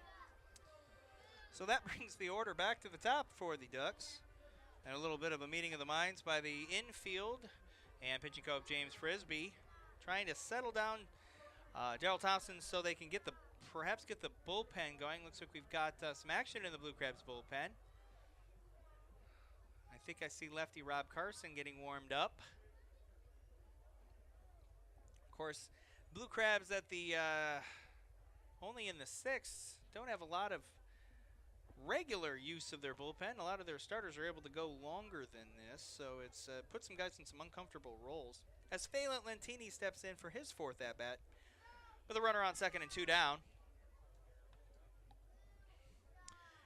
He swings and drives the ball to the right side. A foul just out of play. Bounds into the seats in sections 1 and 2 for a long foul and strike 1. Lentini comes back. Made the run on hoping it would drop. Was running out of the box. So he comes back, picks up his bat, takes a couple practice swings. Thompson gets back ready in that normal quick pace of his. Lentini's back in the box, ready to see the next delivery from Thompson. With a runner on second, 2 down. He fires and swing and a miss. Strike 2.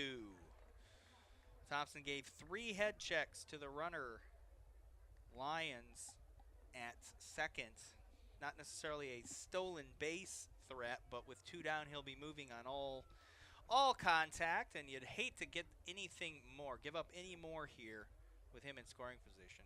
He fires, grounder foul to the Blue Crabs bullpen, bounces back out into the field to play, and he'll stay alive. Lentini, the KG veteran, stretching and Apparently still not libered up 5 innings into the game. Trying to get himself ready for the next pitch that he will see from starter Daryl Thompson. Probably one of Thompson's last pitches of the night. You would hope he gets him right here. Breaking pitch, Lentini lines it fair. No. Wow, foul is called by the home plate umpire, Jim Clayton. I thought from my perspective that had stayed fair, but lucky for the Blue Crabs and Blue Crabs fans everywhere, that one stayed foul. I'll tell you what, I think everybody on the field and not on the field thought that one was foul until it landed. Yeah, I mean, I might be seeing double vision over here, but I thought that thing was on the bad side of the line, if you will. But no harm, no foul. Thompson delivers. Breaking pitch, off-speed pitch misses. Kind of lost the touch on that one. High. Got Carson warming up in the bullpen as it appears Thompson's day will be done soon. He needs to get one more out for the quality start. None of these runs are on his ledger, so he is still going to get the quality start. But he's now in line for a loss on relatively something he didn't do. Looks like Lentini takes time. It's granted. We take another moment's break. And Thompson comes set in the stretch.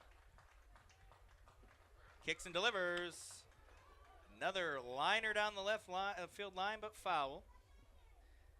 He's able to come around on those fastballs from Thompson, it looks like, but he just can't keep it straight, thankfully for Blue Crabs fans.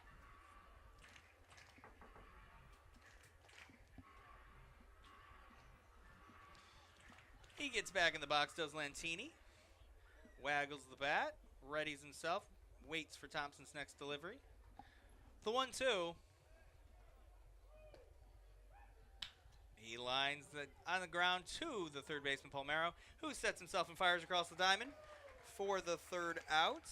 But unfortunately, the damage is done for Blue Crabs fans and Daryl Thompson, as we have 3 runs scored.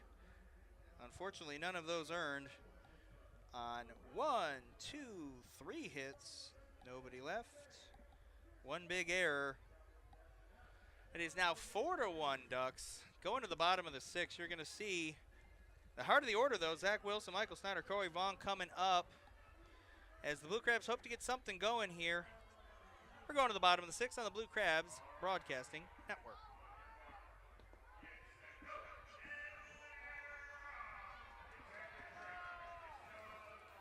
Every Tuesday night is Silver Sluggers Night with the Blue Crabs, sponsored by the Cancer and Blood Disorders Treatment Center. Membership to the Silver Sluggers starts at just $25, and all members will receive tickets to every Tuesday home game, including our 4th of July Red, White, and Blue Crabs celebration, as well as a special Silver Sluggers t-shirt. For more information, please visit our website at somdbluecrabs.com, or you can call us at 301-638-9788. Washington sports fans, get ready because August 18th is Washington Sports Night with the Blue Crabs. Friday, August 18th, the Blue Crabs will welcome Screech from the Washington Nationals and Gee Whiz from the Washington Wizards to Regency Furniture Stadium for a night of mascot fun with our very own Pinch. For more information on this or any other exciting events throughout the season, visit somdbluecrabs.com or call 301-638-9788. The Southern Maryland Blue Crabs would like to congratulate Jeremy Owens on being named a starting outfielder on the Blue Crabs' 10-year team. Owens was originally drafted by the San Diego Padres in the 8th round of the 1998 MLB Amateur Draft.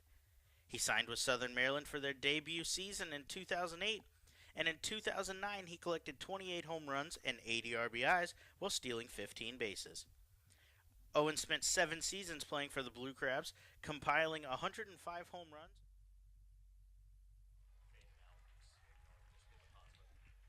As we come back to Regency Furniture Stadium, Zach Wilson lines that ball into left field for a leadoff single in the bottom of the 6th.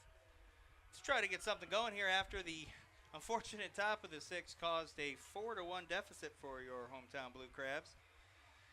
Next up, Michael Snyder will settle in, the runner on. So we've seen this part of the lineup before. The Blue Crabs were unable to get anything done in that situation. That came back in the 4th inning. They put a couple of runners on via an error, but that was all they could muster.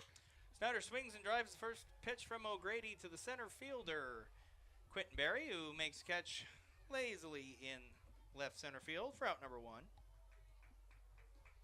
That'll bring up Corey Vaughn. Snyder probably wishing he had gotten a little bit more of a chance to make something happen there, but we'll have to see if Corey Vaughn can get something going with 1 down. Vaughn 0 for 1. Reached on an error, reached on a walk. Steps in, settles into the right-handed batter's box, and waits for O'Grady's first pitch. He fires, grounds it up the middle for a single. Zach widely rounds second, but gets back in as the center fielder Berry gets the ball in.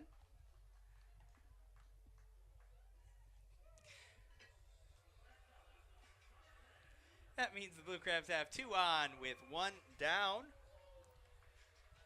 for left fielder LJ Hose. Exactly what the Blue Crabs offense needed. This is a team manager, John Harris, has said it all year. They never give up. They never quit. It's super easy to give up after giving up 3 unearned runs in the top of the 6th inning. But instead, the heart of the lineup comes up. They put 2 men on, 1 out, and bring the tying run to the plate.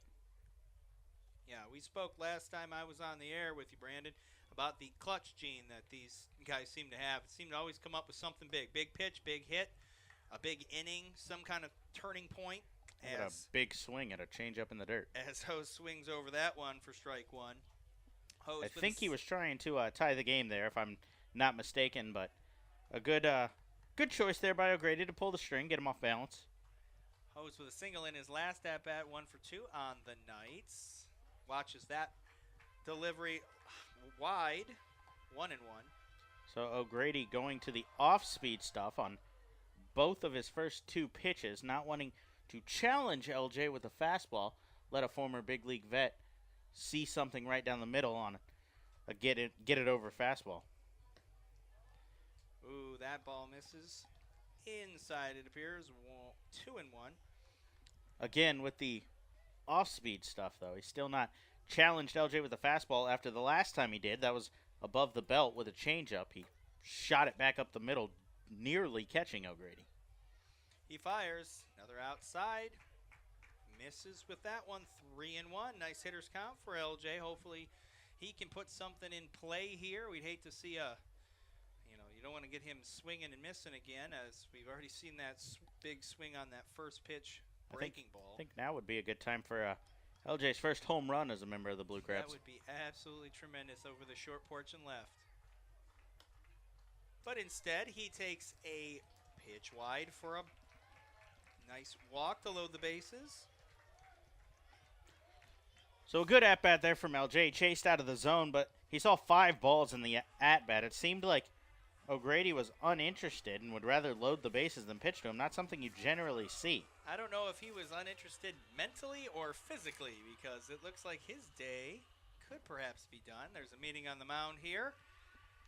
And it looks like they're going to the righty. We're going to get your name and your numbers here in a moment. So we will step away here for a second as Long Island heads to the bullpen. We'll get you more details on the reliever when we come back in a dangerous situation on the Blue Crabs Baseball Network.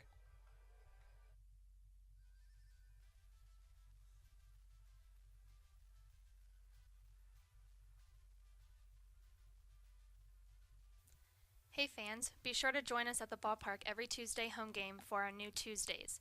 During these games, concessions will be offering fans $2 pretzels, popcorn, and peanuts. For more information, please visit our website at somdbluecrabs.com or call us at 301-638-9788.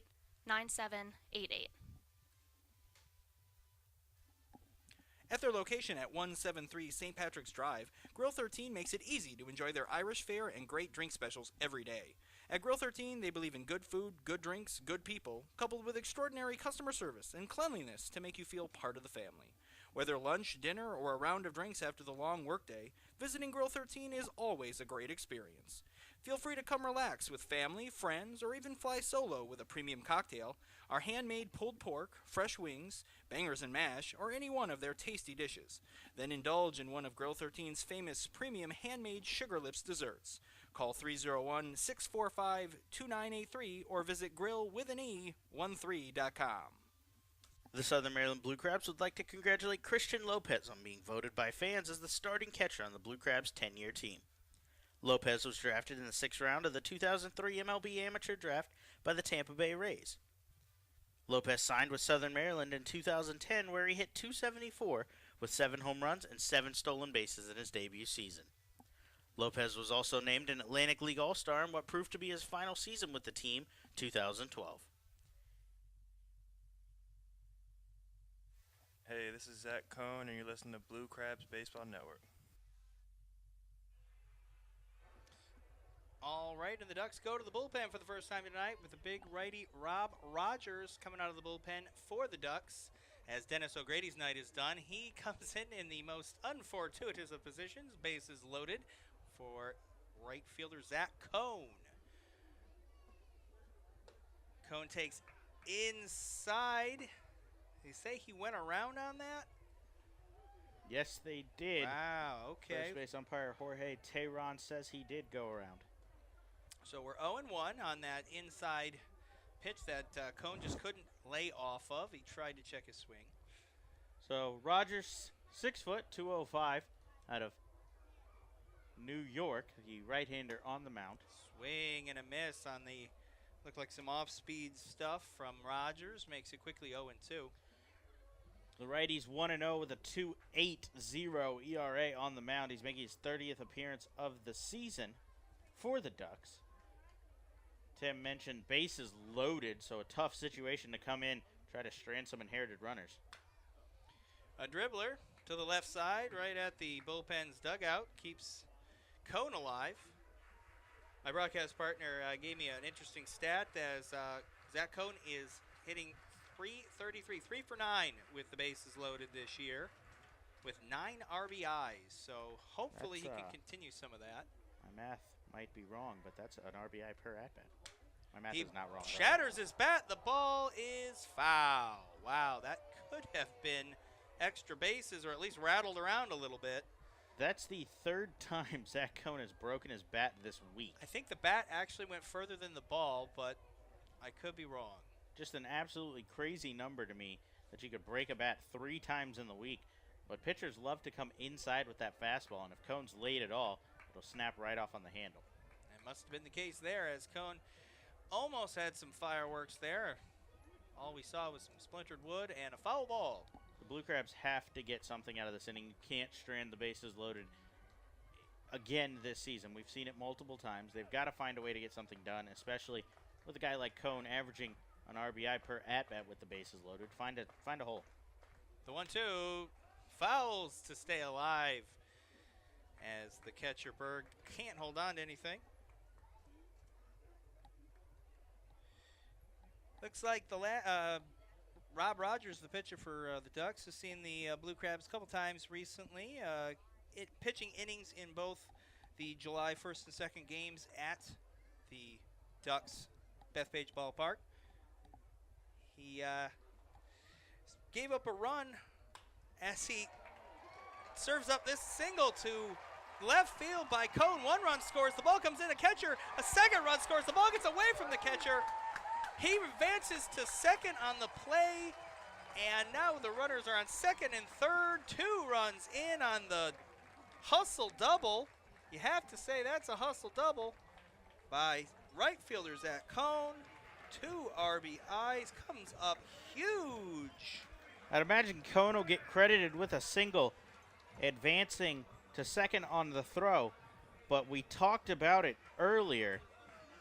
Corey Vaughn, an incredible base runner, he cut that bag at 3rd, never let up, and slid in just in front, distracting Berg. The ball kicked away from the catcher, and Cohn was easily able to advance on the throw, so he'll be credited with a 2 RBI single, and the inning's not over yet. 2 men still in scoring position. Luis Allen swings at the first offering from Rogers. Foul tip, strike 1. Allen's got another great opportunity here, just as Cone before him with 2 on. Zach Cone, that makes 2 more RBIs on the season for him. He is up to 34 RBIs on this season. Just at the halfway point thereafter. Rogers comes set and delivers. And Allen swings and drives the ball to the right fielder, Lentini, who that could be settles deep enough. under it. He fires in. They're going to catch the runner in a pickle as the run scores from third, but the run will get in to tie the game before Cone is tagged out. I definitely couldn't keep up with the number of fielders who played on that ball. But the important thing is the Blue Crabs tied it up on that sacrifice fly before the runner was tagged out. A good, not a bad idea, I guess, from Cone. Not a good idea as he ended up out, but not a bad idea, expecting Lentini to fire home, and he did a good job to not get tagged out before LJ crossed the plate. So Blue Crabs tie it up in the inning, a 3-run inning to respond. These were all earned is the difference. So big inning for the Blue Crabs off of O'Grady as he was pulled a little late from this one. Yes, 3 hits, nobody left on. The Blue Crabs tie it up, going 4-4 to the top of the 7th now from Regency Furniture Stadium. Ducks and Blue Crabs, you are listening to the Blue Crabs Broadcasting Network. The city of Chesapeake Beach, Maryland is home to the Chesapeake Beach Water Park. Come join them for an afternoon of splash and fun in the sun with their 8 water slides, fountains, waterfalls, lazy river, kids activity pool, and more. Beat the heat with daily cabana rentals, swim lessons, birthday parties, Friday night slides under the stars, character days on certain Mondays, or even rent the whole park for a private party. The on-site Beachcomber Grill offers a full-service menu as well. For more information, details, special events calendar, park dates and hours, to purchase your tickets, season passes, or make reservations, visit their website at www.chesapeakebeachwaterpark.com. Saturday, August 26th is National Dog Day, which means Bark at the Park is back at Regency Furniture Stadium. Be sure to pack up the pups and bring them out for a day of dog-friendly fun at the ballpark as the Blue Crabs take on the Sugarland Skeeters. For more information, please visit our website at somdbluecrabs.com, or you can call us at 301-638-9788. The Southern Maryland Blue Crabs would like to congratulate Jim Ed Warden on being named the closer on the Blue Crabs 10-year team. Warden was originally drafted by the Cleveland Indians in the 6th round of the 2001 MLB Amateur Draft. He signed with Southern Maryland in 2009, where he picked up 13 saves with a 1.12 ERA in 17 appearances. Over 6 seasons with the team, Warden appeared in 284 games and collected a Blue Crabs record 134 saves.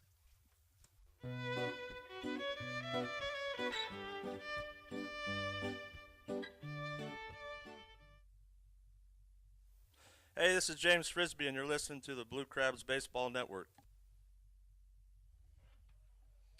And we're back inside Regency Furniture Stadium with the Blue Crabs and Ducks now all knotted up at 4 after an exciting 6th inning, where both teams traded 3-run outbursts. The new pitcher on the mound for the Blue Crabs, lefty Rob Carson, delivers high and outside with a fastball as the leadoff batter for the Ducks, Quentin Berry, attempts, or at least showed bunt, took that for a ball.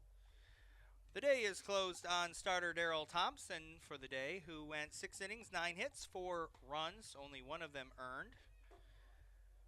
Struck out 4. He'll take the no decision tonight. So another quality start for Darrell Thompson. Yes. That puts him up to 11 on the season. Exactly what you want to see out of the veteran righty.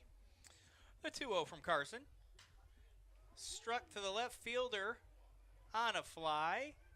And Hose is going to make that pretty easily for the first out of the inning. LJ Hose scored the tying run on the sacrifice fly last inning. So a big inning for the Blue Crabs there. The dagger, a 2 RBI single in the bottom of the 6th from Zach Cone with the bases loaded. He picks up his 4th hit with the bases loaded this season, a 400 average and 11 RBIs. That's exactly what you want to see as far as averages go with the bases loaded. That's extraordinary. As Lou Ford comes in and takes a bit of a wrinkle, a change up inside for a strike. 0-1.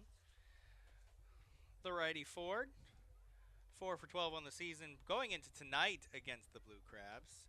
Swings and fouls the back right towards our sight lines for a quick 0-2 count.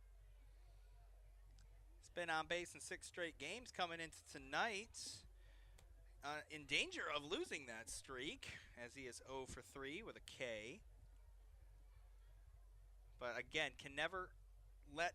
Ooh, and he gets hit on an ugly-looking fastball inside by Carson. He appears to be okay. I think he took it off his right shin.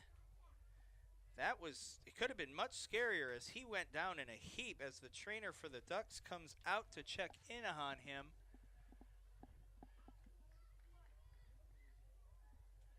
He looks like he's okay. He's already standing. So, I mean, you hate to see something like that for anybody, one side or the other. But he looks like he'll be fine. He's taking off the gloves and heading down to first at HBP.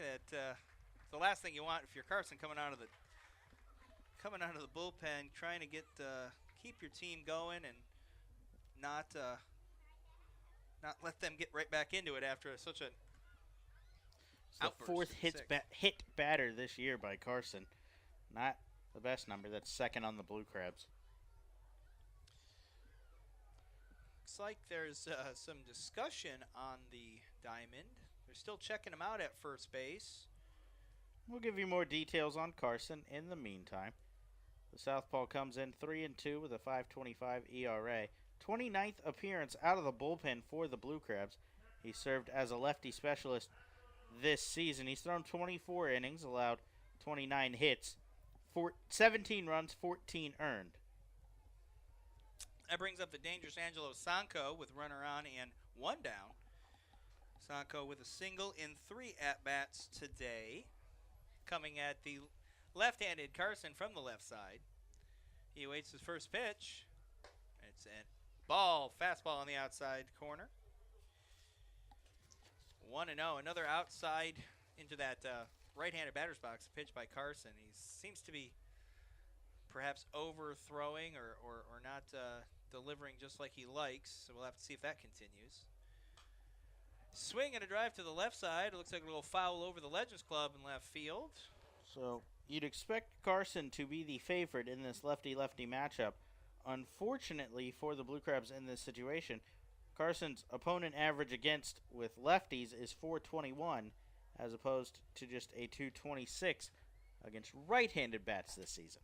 I'm pretty sure anyone listening within the sound of my voice would say that don't make no sense, because as a lefty specialist, he should definitely not be getting hit at a 400 clip by other left-handers. But nevertheless, 2-1 is the count. He sets and fires. Swing and a miss. Fouled it into the glove of the catcher Allen to even it up at 2-2. To make it even better, Angelo Sanko, .240 batting average against right-handed pitchers, .333 against lefties. This lefty-lefty matchup is completely in favor of the Ducks. This is fascinating. Analytically. 2-2 then. Swing and a miss, and Carson strikes out Sanko in the most improbable lefty-lefty matchup you've ever seen and ever will see for the second out. Thankfully for Blue Crabs batters, analytics were wrong this time. Every bit of numbers disagrees with what just happened, because Carson only has 12 strikeouts in 24 innings. He's thrown better against righties this season. Every bit of what just happened makes no sense, but doesn't matter because 2 outs. It's an interesting statistic with a big arm like Carson. He only has 12 strikeouts, too. It's hard to believe that someone with that kind of velo, so much behind his fastball, can only get 12 strikeouts, especially when he's brought into face. The lefty-lefty thing somewhat does make sense, having talked to Carson and watched him pitch all season. He prefers, from our point of view, the left side of the plate, the inside part, to right-handed batters. That's where he likes to live. Sure. So if you're going inside to righties, that means you're giving lefties that outside part of the plate to get the bat extended. It gives you more time to slow your bat down and get contact on it. 2-0 count is taken for a strike. It's only it's only about a tenth of a second, but when you're coming all the way across the plate from the left side instead of working outside corners, that tenth of a second is the difference in professional baseball bats. Right, and just watching him so far tonight, you'll see that a lot of his at-bats, or a lot of his pitches have gone in just like that to the left side. As the batter swings and drives it out to the left fielder, the right fielder, Cone, who makes a spectacular catch, falling, sliding, tumbling into the gap, and secures it for the final out. And Carson is able to wiggle off the hook this time, having only given up that one hit by pitch. Carson with a tip of the cap to his outfielder, saved a run for sure on that one. An incredible play by Zach Cone in right field, bails Robert Carson out as he stands on the line and waits for his right fielder to come in. That means no runs, no hits, and no errors in that half inning for the Ducks. The Blue Crabs are going to send the 9-1-2, Palmero Lozada Garcia, up as we go to the bottom of the seventh. We got a little seventh inning stretch coming up here at Regency Furniture Stadium. You're listening to the Blue Crabs Broadcasting Network.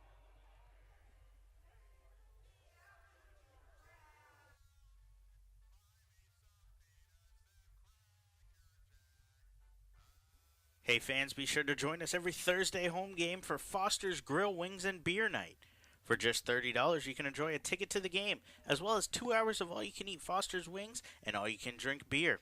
The event takes place every Thursday home game throughout the season from 6 p.m. to 8 p.m. in our Legends Club.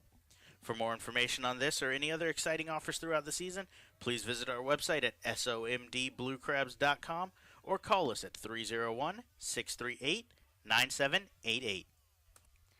What's better than watching a Blue Crabs baseball game? Staying after to watch a classic film for free. After every Friday home game, the Blue Crabs will show a select film on the big board, and fans are invited to stick around, pack a blanket, grab some popcorn, and enjoy. Every week is a different movie, so come out each week to see what's showing. For more information on this or any of our exciting events throughout the season, please visit our website at somdbluecrabs.com, or you can call us at 301-638-9788. Dr. Milu and the courteous and professional staff at Cancer and Blood Disorders Treatment Center in Waldorf want you to know that for cases of cancer and blood disorders such as anemia, leukemia, and lymphoma, you don't have to travel all the way to D.C. or Baltimore to get high-quality, compassionate care close to home. Established in 1995, Cancer and Blood Disorders Treatment Center offers expertise, experience, and the highest standards needed for successful treatment of cancer and blood disorders. Dr. Milu is excited to be a part of the Blue Crabs family as the new sponsor of the Silver. Hey, this is Sam Runyon, and you're listening to the Blue Crabs Baseball Network. And we are back in the bottom of the seventh with the Blue Crabs tied at 4. We've seen the first swing and a miss from Patrick Palmero here to start the bottom of the seventh, as the pitcher Rogers for the Ducks back out for his second inning of relief, throws another strike. So book is closed on O'Grady as well. 5.1 innings, 6 hits, 4 runs, all earned for the right-hander for Long Island. Unfortunately for him, the runs were all given up by Rogers. 3 of them, I should say, were given up by Rogers. And a fastball in the outside corner, and Palmero is caught looking for the first out of the inning. Rogers strikes out his first batter of the game for out number 1. O'Grady left with the bases loaded. A 2 RBI single from Zach Cone plated 2. A sacrifice fly from Luis Allen plated another. And they all went on the line score of O'Grady as Rogers just 1 hit and no runs as they were all inherited. Rogers delivers his first pitch to Jose Lozada. Catcher Berg loses that one. High for a ball. Looked like I might have got some of the home plate umpire Jim Clayton in the mask, but it looks like he's all right. Lozada is 1 for 3 on the day with the important first run scored as he pops that ball up on the infield. Shortstop Lyons settles under it, calls for it, and collects it for out number 2. very easy 1-2 so far for Rogers of the Ducks. But that brings up Edwin Garcia. 0 for 3 on the night.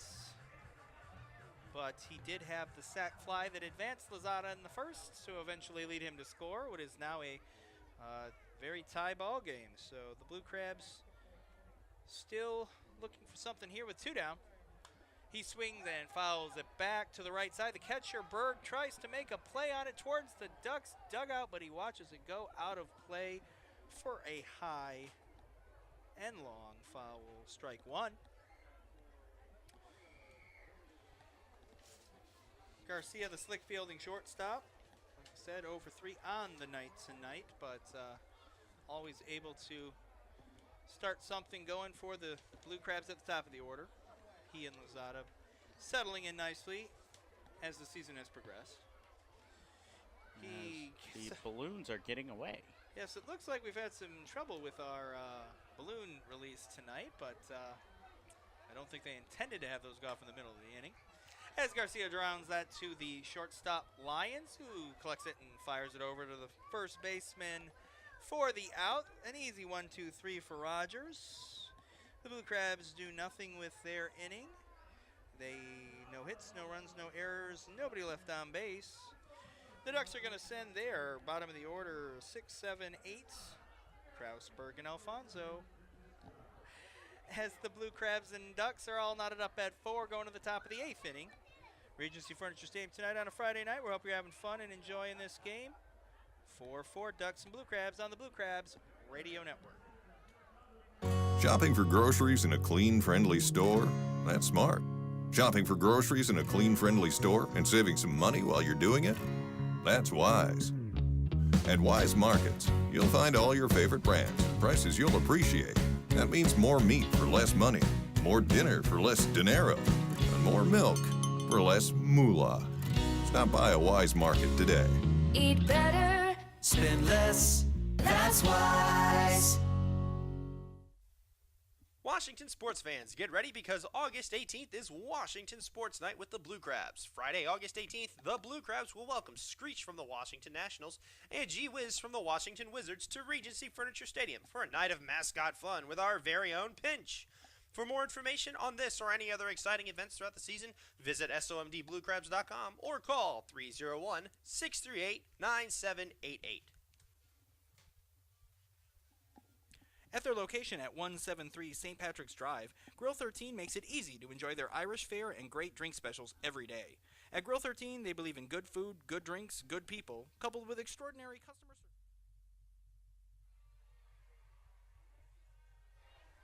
Brandon Belanda back here inside Regency Furniture Stadium as the weather is rolling in very quickly here in Waldorf, Maryland.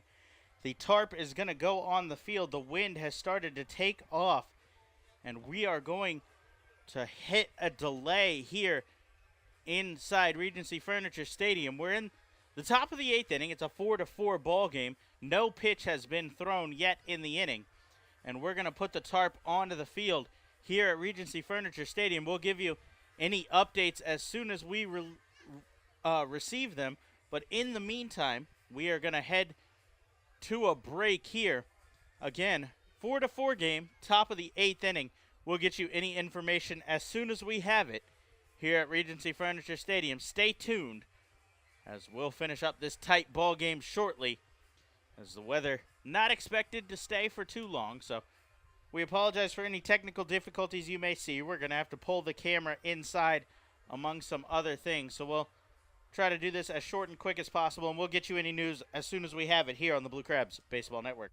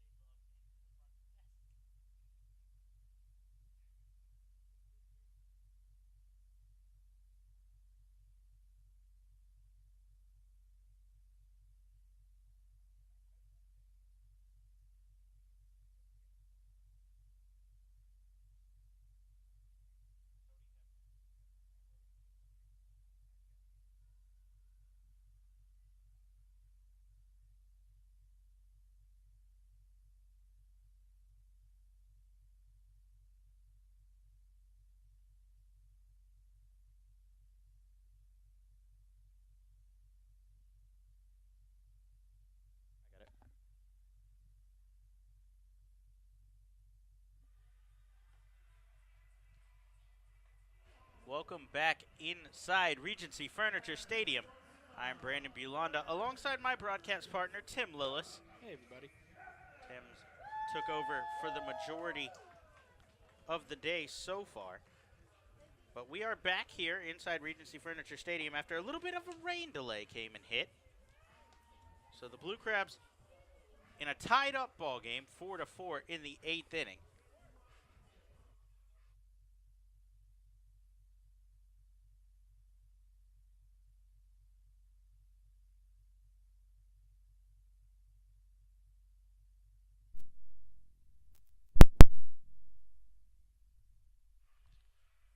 Blue Crabs in a tie ball game,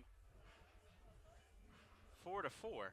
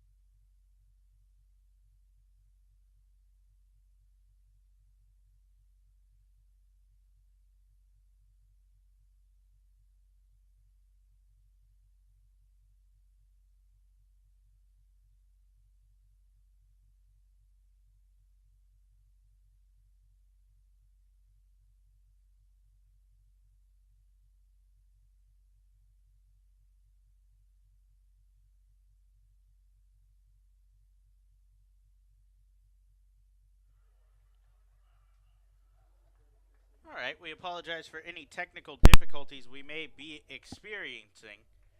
But right now, 4-4 ball game, top of the 8th inning. Blue Crabs turn to the bullpen once again. It's the right-hander Cody Hebner taking over after a scoreless inning from Rob Carson. Hebner will face Mark Kraus to lead off in the inning. First pitch from Hebner to Kraus. Fastball catches the outside corner. No balls and one strike. Carson worked a scoreless top of the 7th after a little bit of help from his defense. A diving catch in right center field from Zach Cohn saved a potential run as there was a man on first at the time who was running with 2 outs as the 0-1 fastball to Kraus misses inside. So Hebner comes on to work in relief of Carson as Kraus hammers this pitch to deep right center field, Cone drifting over makes the catch for out number 1. A well-hit ball, but the thick air here in Regency Furniture Stadium kills it as manager John Harris heads to the mound to make a pitching change. So Hebner gets 1 out of Kraus, and he'll be lifted in favor of another right-hander, this one Craig Stem. So we'll get you the details on Stem when we come back on the Blue Crabs Radio Network.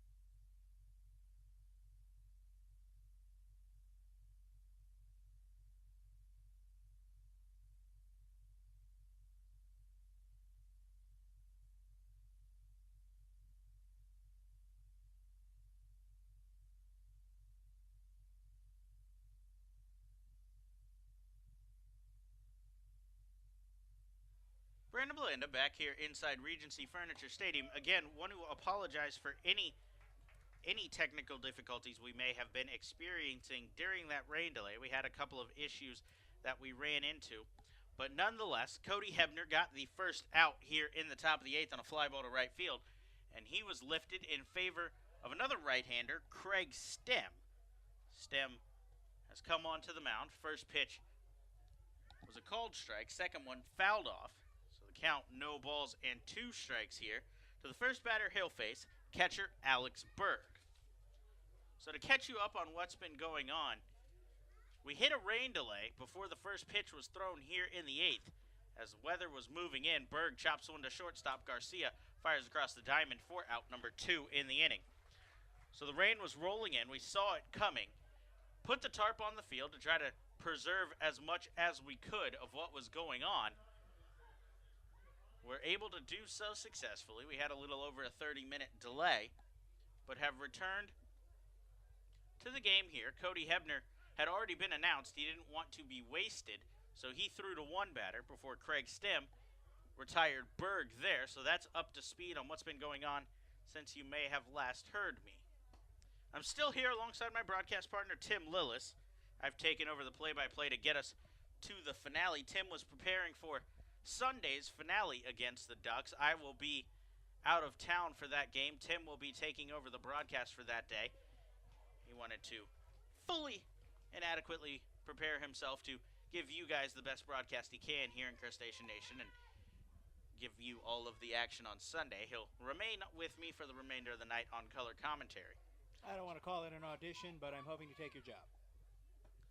So the 1-1 changeup swung on and missed. 1 ball and 2 strikes from Stem to the second baseman, Gio Alfonso.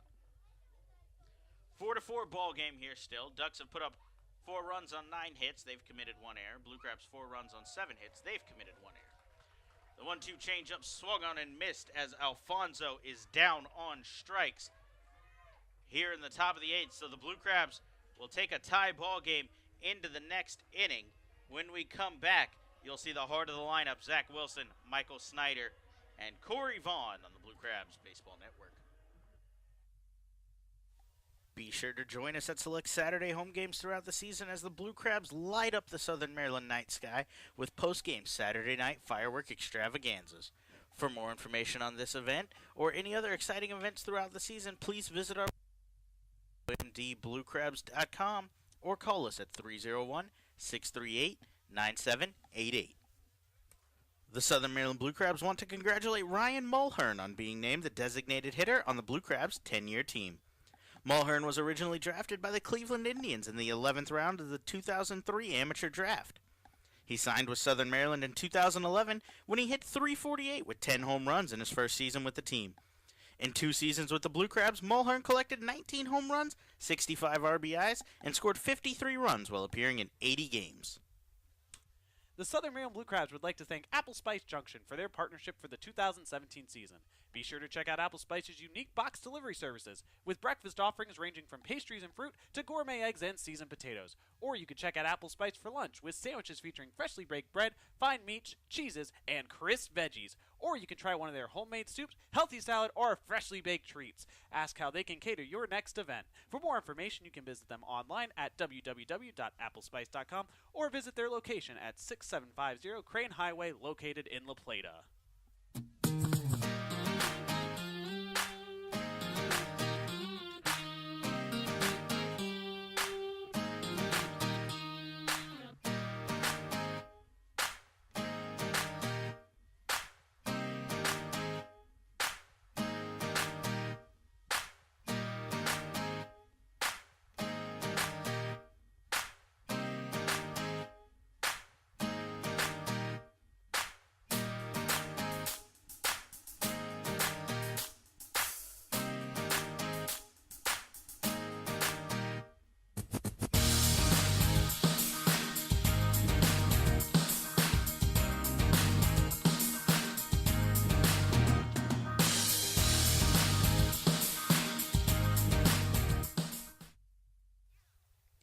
Hey, this is Jesse Beal, and you're listening to the Blue Crabs Baseball Network. We're back inside Regency Furniture Stadium. Blue Crabs in a tie 4-4 ball game, heading to the bottom of the 8th. They'll send up the heart of their lineup against the new pitcher, left-hander Patrick Kreider. Kreider's first pitch to Zach Wilson is fouled off down the third baseline. No balls and 1 strike. Kreider takes over the second man out of the bullpen. Rob Rogers gave the Ducks 1.2 innings on the mound. A good outing for him. He allowed 3 inherited runs, but no runs will go on his ledger as the 0-1 breaking ball stays off the plate away from Kreider to Wilson. Lefty-righty matchup here in favor of the Blue Crabs at the plate as Wilson digs back in. Kreider works out of the stretch. He comes set at the chest for the 1-1. Kicks and delivers fastball high. 2 balls, 1 strike. Kreider was an all-star for the Ducks in 2016. Led the Ducks with 61 appearances last season, so he's a reliable lefty out of the pen for manager Kevin Baez. He readies for the 2-1 pitch to Wilson. Kicks and delivers. This one's rolled towards short. Lyons picks it up there, fires across the diamond as Wilson gave himself up there for the first out here in the 8th inning.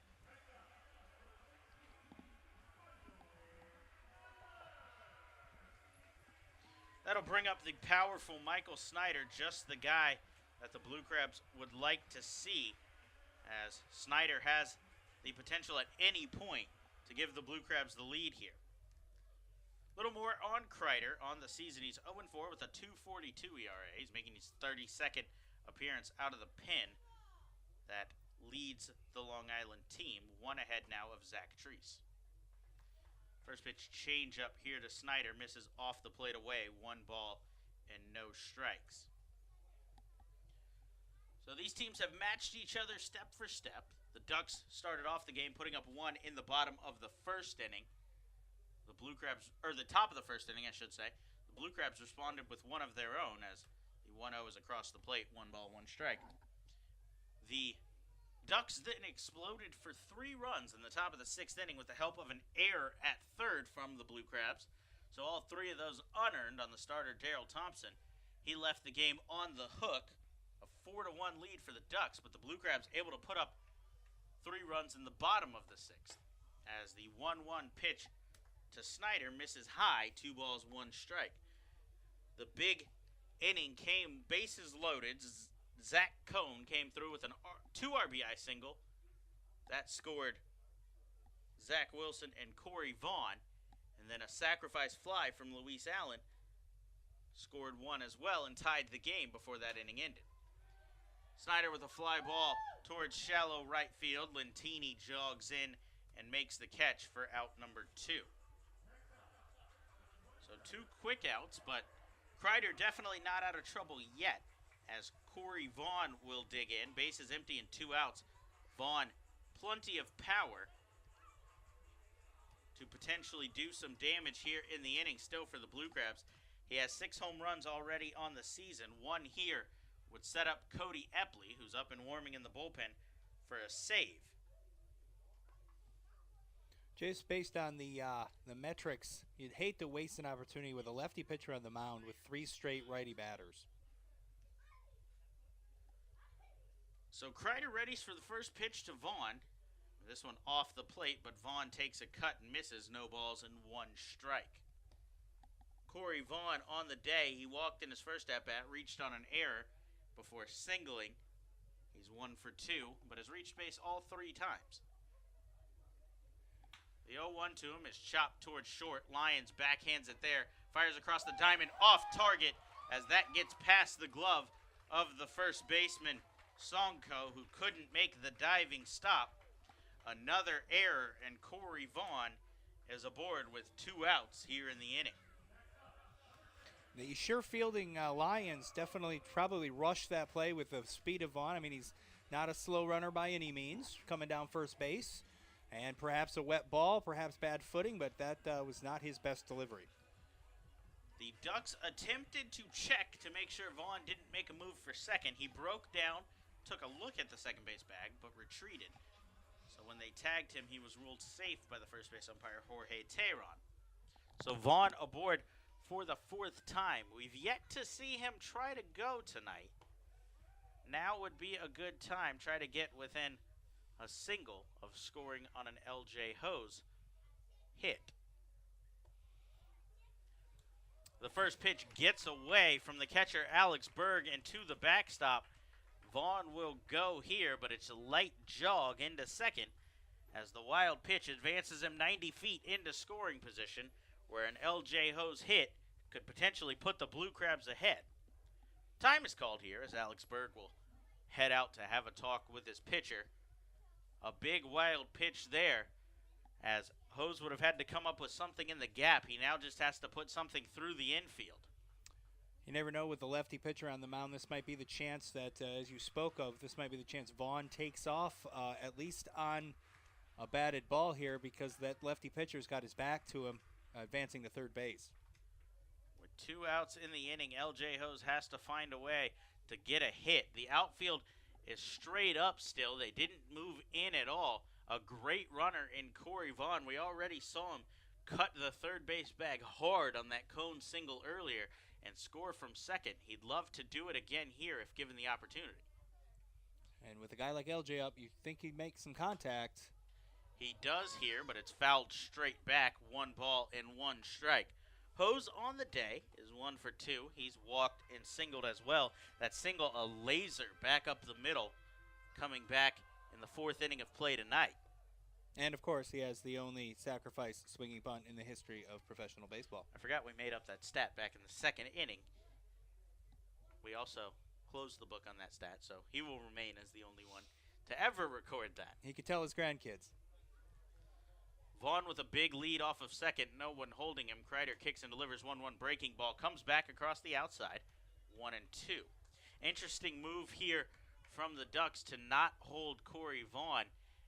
It makes sense when you think about it, trying to cover as much range and make the out, but allowing Vaughn that big of a lead and that big of a secondary would allow him to easily score on anything to the outfield, so you have to hope Kreider can get the ball down and get a ground ball right to an infielder. Hose flares out and fights one off over the Ducks' dugout. 1 ball and 2 strikes still. That's the veteran hitter in Hose, knowing that that pitch probably wasn't his, but it might have been Kreider's, especially after seeing a very nice breaking pitch earlier in the at-bat. Stayed alive, waiting to see his pitch. So Hose fights it off. We'll see if a mistake here from Kreider. That's what got him on from O'Grady on that single earlier, an 0-2 mistake. He could use a 1-2 mistake here as the pitch is on its way. This one's lined in to left field. Vaughn being waved around third. He'll stand up and score the go-ahead run here in the bottom of the 8th inning. LJ Hose does it for the Blue Crabs. An RBI single puts them ahead 5-4. Who would have thought a Dan Lyons error might be the turning point in this game? That error that let Vaughn get on with 2 outs got him around to score eventually. That is an unbelievable turn of events. We're talking about the 2015 Gold Glove Defensive Player of the Year in the Atlantic League. Sure-handed at short, backhands, tries to rush a throw, misses it. A wild pitch from one of the best relievers the Ducks have. Advances Vaughn into scoring position as Hose is off on the first pitch to Cone. Throw down from Berg well late as Hose steals second and gets himself into scoring position. Blue Crabs looking for an insurance run potentially here. That's just one of the many. We've talked about Vaughn's base stealing. Hose obviously is new to this team, but his athleticism on the base paths in the outfield, he makes so many good plays that some players wish they could make. That's his first stolen base as a Blue Crab, but to finish up the story, he gets the wild pitch, advances to second. A veteran piece of hitting by LJ Hose. He fouled off a couple of tight pitches and then got the mistake we were talking about and lined it down the left field line. Vaughn with a big jump. We mentioned manager Kevin Baez had nobody holding him. He scored easily as the Blue Crabs 5-4 here in the bottom of the 8th. They have a man in scoring position looking for an insurance run as Zach Cone, it's a high fly ball to right field. Lentini drifting back will make the catch on the run for the final out in the inning, but the Blue Crabs get the job done. They lead 5-4. They score 1 run on 1 hit, 1 error, and one man left on base. Cody Epley, the all-star closer, will come on and try to lock this one down when we come back on the Blue Crabs Baseball Network.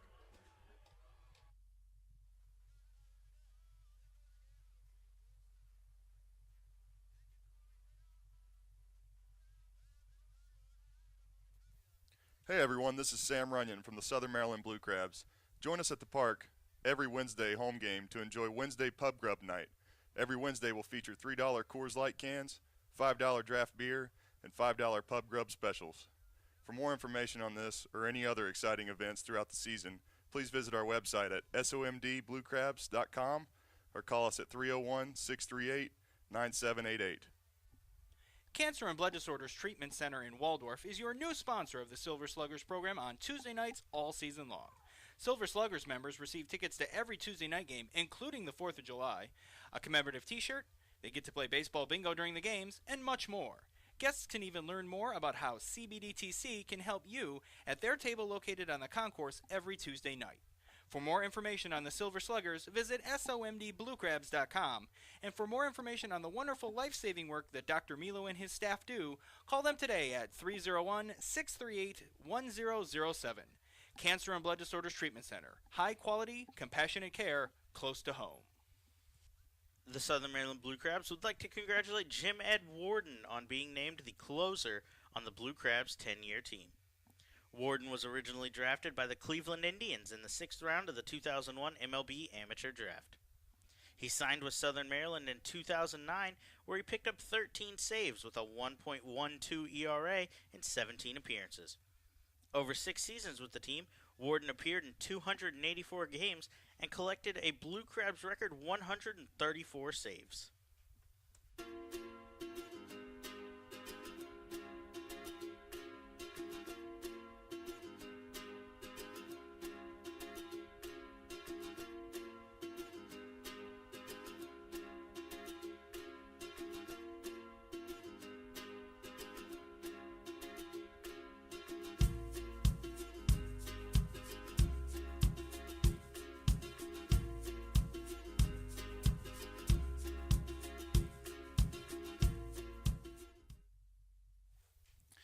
Hey, this is Cody Epley, and you're listening to Blue Crabs Baseball Network.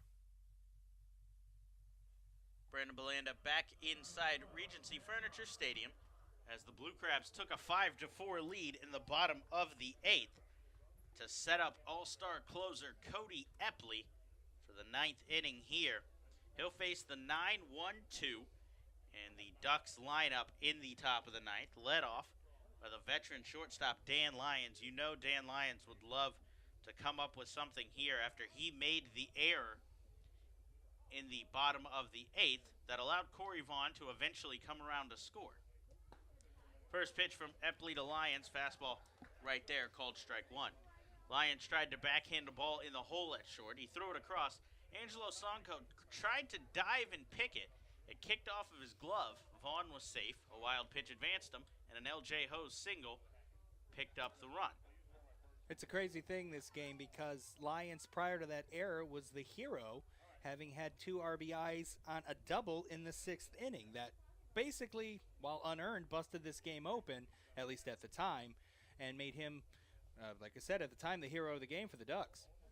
1-1 pitch from Epley well outside. 2 balls and 1 strike as that one goes to the backstop. Last time Epley faced the Ducks, he was hit with a loss. He came in to a game the Blue Crabs felt like they had handled, a 7-2 game at the time. Rob Carson came in. He gave up 4. Cody Epley came in. He gave up 4 as well and ended up getting hit with the loss through 2/3 of an inning, 2 hits, 2 walks, 4 runs, 3 earned, as the 2-1 is fouled back. So that's the last time Epley faced the Ducks. I was hoping you weren't going to bring that up. He's actually been handed 2 losses by the Ducks this season. The other one came back in the opening series of the year back on April 23rd. He did, however, pick up the save in the Blue Crabs' first win of the season. That came against the Ducks on April 21st. Scoreless inning, no harm there, but he did pick up a strikeout. So Epley readies for the 2-2 to the veteran Lyons. He comes inside with a fastball as Lyon fights it off. The count will hold. As we all know, the old adage is one of the best traits a closer can have is a short memory, so I'm sure he isn't even thinking about some of his recent experiences against this Ducks team. He has to think about how well they've hit over the course of time, but he certainly is just trying to stick to his game plan and pitch his pitches. So Epley on the season against the Ducks, 0-2 with 3 saves, as he picked up a couple of saves in the middle series between these two teams this season. The right-hander readies for the 2-2 once again. This one shot towards right field. Zach Cohn charging in. We'll get to that one and handle it easily for out number 1 here in the top of the 9th. Little more on the Blue Crabs all-star closer Cody Epley, 6'5", 215 pounds, out of Harrisburg, Pennsylvania. The right-hander's 1-3 with a 2.5 ERA. He's 21 for 21 in save opportunities. He's making his team-high 35th appearance. Last I checked, that was a league high as well. He's picked up 30 strikeouts in 32 innings of work. His last outing came against the Sugar Land Skeeters, a scoreless 1-2-3 inning and a save on July 4th in front of a record crowd here at Regency Furniture Stadium. You can't say that manager John Harris doesn't know what's brought him to the dance here this season. If he's not playing, if this is this 35th appearance for Epley, leading the league, he knows what gets him wins, and that is Cody Epley's arm in the 9th inning. So the first pitch missed as Phelan Lentini takes another fastball. 2 balls and no strikes. The first one he squared around but pulled back. That pulled Palmero in a little bit as he's even with the base. Cody Epley will be making his 3rd straight All-Star appearance in the Atlantic League. One of them came after a good first half with the Lancaster Barnstormers before his trade to Southern Maryland. 2-0's rolled towards Garcia. He picks it up, fires across the diamond well in time for out number 2. Epley falls behind the veteran Lentini but forces a ground ball on that sinking fastball he features. So Epley, a 2015 All-Star. He threw an inning in that game, and he threw an inning in last year's game as well. Picked up 2 strikeouts in that one. Important at-bat coming up here against Major League veteran Quentin Berry as he digs into the left-handed batter's box. Epley 1 out away from locking in a dramatic 5-4 win on a strange night here at Regency Furniture Stadium. The Blue Crabs would love to get out of here with the win as Epley winds and delivers to Berry. Fouled down the left field line. No balls and 1 strike. It's not often you can describe a night of baseball as strange, but I couldn't agree more. What a, with the 6th inning being the most dramatic 2 halves of baseball I've seen recently. We've and just then destroyed analytics tonight, too. What was a storybook ending in that 8th inning with Lyons and the error and the come around to score, it just couldn't be more perfect. Epley readies for the 0-1. Fastball misses off the plate away. But you mentioned the Lions error. That's not something you see.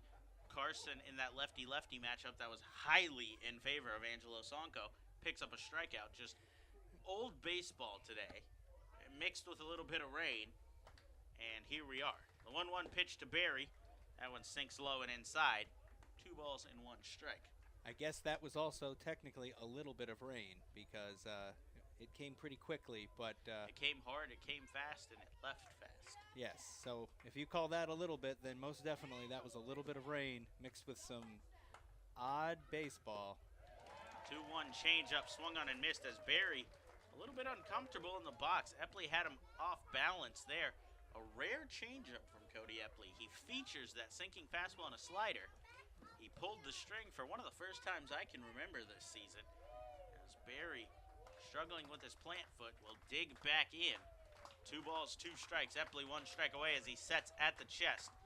Kicks and delivers. That one comes inside as Berry hops out of the way. Count runs full here on the last hope for the Ducks in this ball game. Makes you wonder if Epley saw something in some scouting that said, the veteran Berry might be susceptible to that off-speed pitch. Because if you say he doesn't pull it out very often, makes you wonder why he changed up his game. Payoff pitch on its way, swung on and fouled back. Catcher Almost. Luis Allen unable to hang on to that one. Berry stays alive there. Yeah, he definitely looked uncomfortable. It makes you wonder if he's has had previously tweaked something there, running the bases or playing the outfield, and now he's... I can almost guarantee that Delta Cleary Jr. on the bench will pinch run if Quentin Berry gets on. I would think so. He did not look comfortable. So So the payoff pitch on its way once again from Epley as he kicks and delivers. This one shot back up the middle. Lozada circles around it, throw on the run. Pick from Wilson, not in time. As Barry seems okay to me, tearing down the line. He beats it out for an infield single to keep the Ducks alive here in the top of the ninth. I'm going to go ahead and take back what I said about Delta Cleary coming on, because Quentin Barry broke out of the box there and took off down the line. He appears fine to me, and the savvy on the base pass that he brings is something that manager Kevin Baez would want right here, in my opinion. Either he just fooled everybody in attendance, including myself, or he is a great actor. I don't know, but that was absolutely the last thing I expected to see him when he busted out of the box, was to make it safe at first base. Epley still just 1 out away. It'll have to come from Lou Ford, who digs into the right-handed batter's box. Epley sets for the first pitch to Ford. Kicks and delivers. Fastball comes inside. That one looked to me like it caught Ford, but it rolls to the backstop as Barry will advance to second. Time is called here. I guess Ford, with an acrobatic move, got out of the way as the wild pitch from Epley. I, too, thought it struck the batter Ford, which would have just about put us in the same position with a runner in scoring position, but time is called here as Quentin Barry stretching out behind second. Manager Kevin Baez has come jogging over from third to have a conversation with Barry. He does have Delta Cleary on the bench. He has tons of speed, but Barry not even letting Baez in the vicinity, waving him off, going, no, I'm just stretching, I'm fine. But he's still stretching, and that's not what you want to see. He is 180 feet away with 3 very strong arms in the outfield. Epley's got to get Lou Ford here, though, as 1 ball, no strikes. Epley comes set, kicks and delivers. Fastball just misses, 2-0. I'm not going to lie, I don't know where that missed. Yeah, I can't say either. It must have been low to home plate umpire Jim Clayton. That definitely looked like it was definitely over the strike zone. It must have just been low. So Epley readies for the 2-0. Kicks and delivers that one off the plate away. 3 balls and no strikes. I mean, we've been saying all night that Lou Ford isn't a hitter to be fooled with, but this, I you wonder. don't want to see the man on deck, Yeah, Angelo Sonko. absolutely not. So this is where you want the out to come from. Sonko having a fantastic year. We mentioned 14 home runs already for the left-hander, as the 3-0 is right there, 3-1. Lou Ford at the plate has 6 home runs and 23 RBIs of his own. He serves as the second, as Epley's going to have to go after Ford here. He sets for the 3-1 pitch now. Winds and delivers. This one's rolled towards first. Zach Wilson swallows it up there. He walks to the bag and tags the base for the 3 unassisted, as Cody Epley gets the job done. It got a little questionable there. An infield hit and a wild pitch, but Epley gets the job done as the Freeze himself, Justin, heads onto the field to take the victory lap for the Blue Crabs as they pick up the win. Final score, 5-4. The win will be credited to Craig Stem. That's his first of the season. The loss will head on the other side to Patrick Kreider, as he gave up 1 in the 8th inning. Epley will pick up another save. That's the right-hander's 22nd, as the Blue Crabs fight, scratch, and claw their way to a victory in this one. Final line, Ducks 4 runs, 10 hits, 2 errors. One of them very costly by Dan Lyons, scores the winning run. The Blue Crabs 5 runs, 8 hits, 1 error on the ledger. That led to 3 runs. So the Blue Crabs get the job done here at Regency Furniture Stadium in Game 1 against the Ducks. They open the series with a win. They advance to 3-1 on the second half of this season. I'd say this is a big win, Tim. I absolutely agree. I mean, and you said 2 errors for the Ducks, that second one being costly, the most costly error possibly, they could have afforded, or in this case couldn't have afforded. it was a tale of two errors. The Blue Crabs lost this game essentially on the air by Palmero in the sixth, only to come roaring back with 3 runs in the sixth. And then, probably with everything essentially going against them, the statistics going against them, that error in the eighth, and coming around to score, and then thankfully you've got the best, my opinion, the best closer in our league out there at your disposal on a moment's notice to get that final 3 outs and the save. I mean, with as much that happened, the fact that, Darryl couldn't necessarily go as long as he would have liked, he had to, stretch to get to what he got with those unearned runs. The bullpen got to be weighed upon as heavily as you'd like recently, and with the rain delay, you couldn't even depend on your regulars because you did know when guys were going to be able to come back in the game. Cody Hebner could only face 1 batter tonight. You had to go to Craig Stem in essentially a mop-up role to hopefully just get through to the next possible pitcher. And so, I mean, this was a great way to get this homestand, this 3-game series on this homestand against the Ducks started, especially after having so much trouble with this team on the road recently. So a big win for the Blue Crabs. Again, Craig Stem will get the win. The loss will go to Patrick Kreider, and the save to Cody Epley. Final score here, 5-4. We'll be back tomorrow with Game 2 of the series, 6:35. First pitch here on the Blue Crabs Baseball Network. Until then, for my broadcast partner, I'm Brandon Belanda. Tim Lillis joined me all day. I apologize for that slip-up as Tim looks at me crazy. So, I'm not Tim. The person commenting on YouTube all night, also not Tim. Nope, not Tim. But for my general manager, Courtney Knichel, and my broadcast partner, Tim Lillis, I'm Brandon Belanda. We'll see you guys tomorrow, 6:35 p.m. for Game 2 against the Long Island Ducks.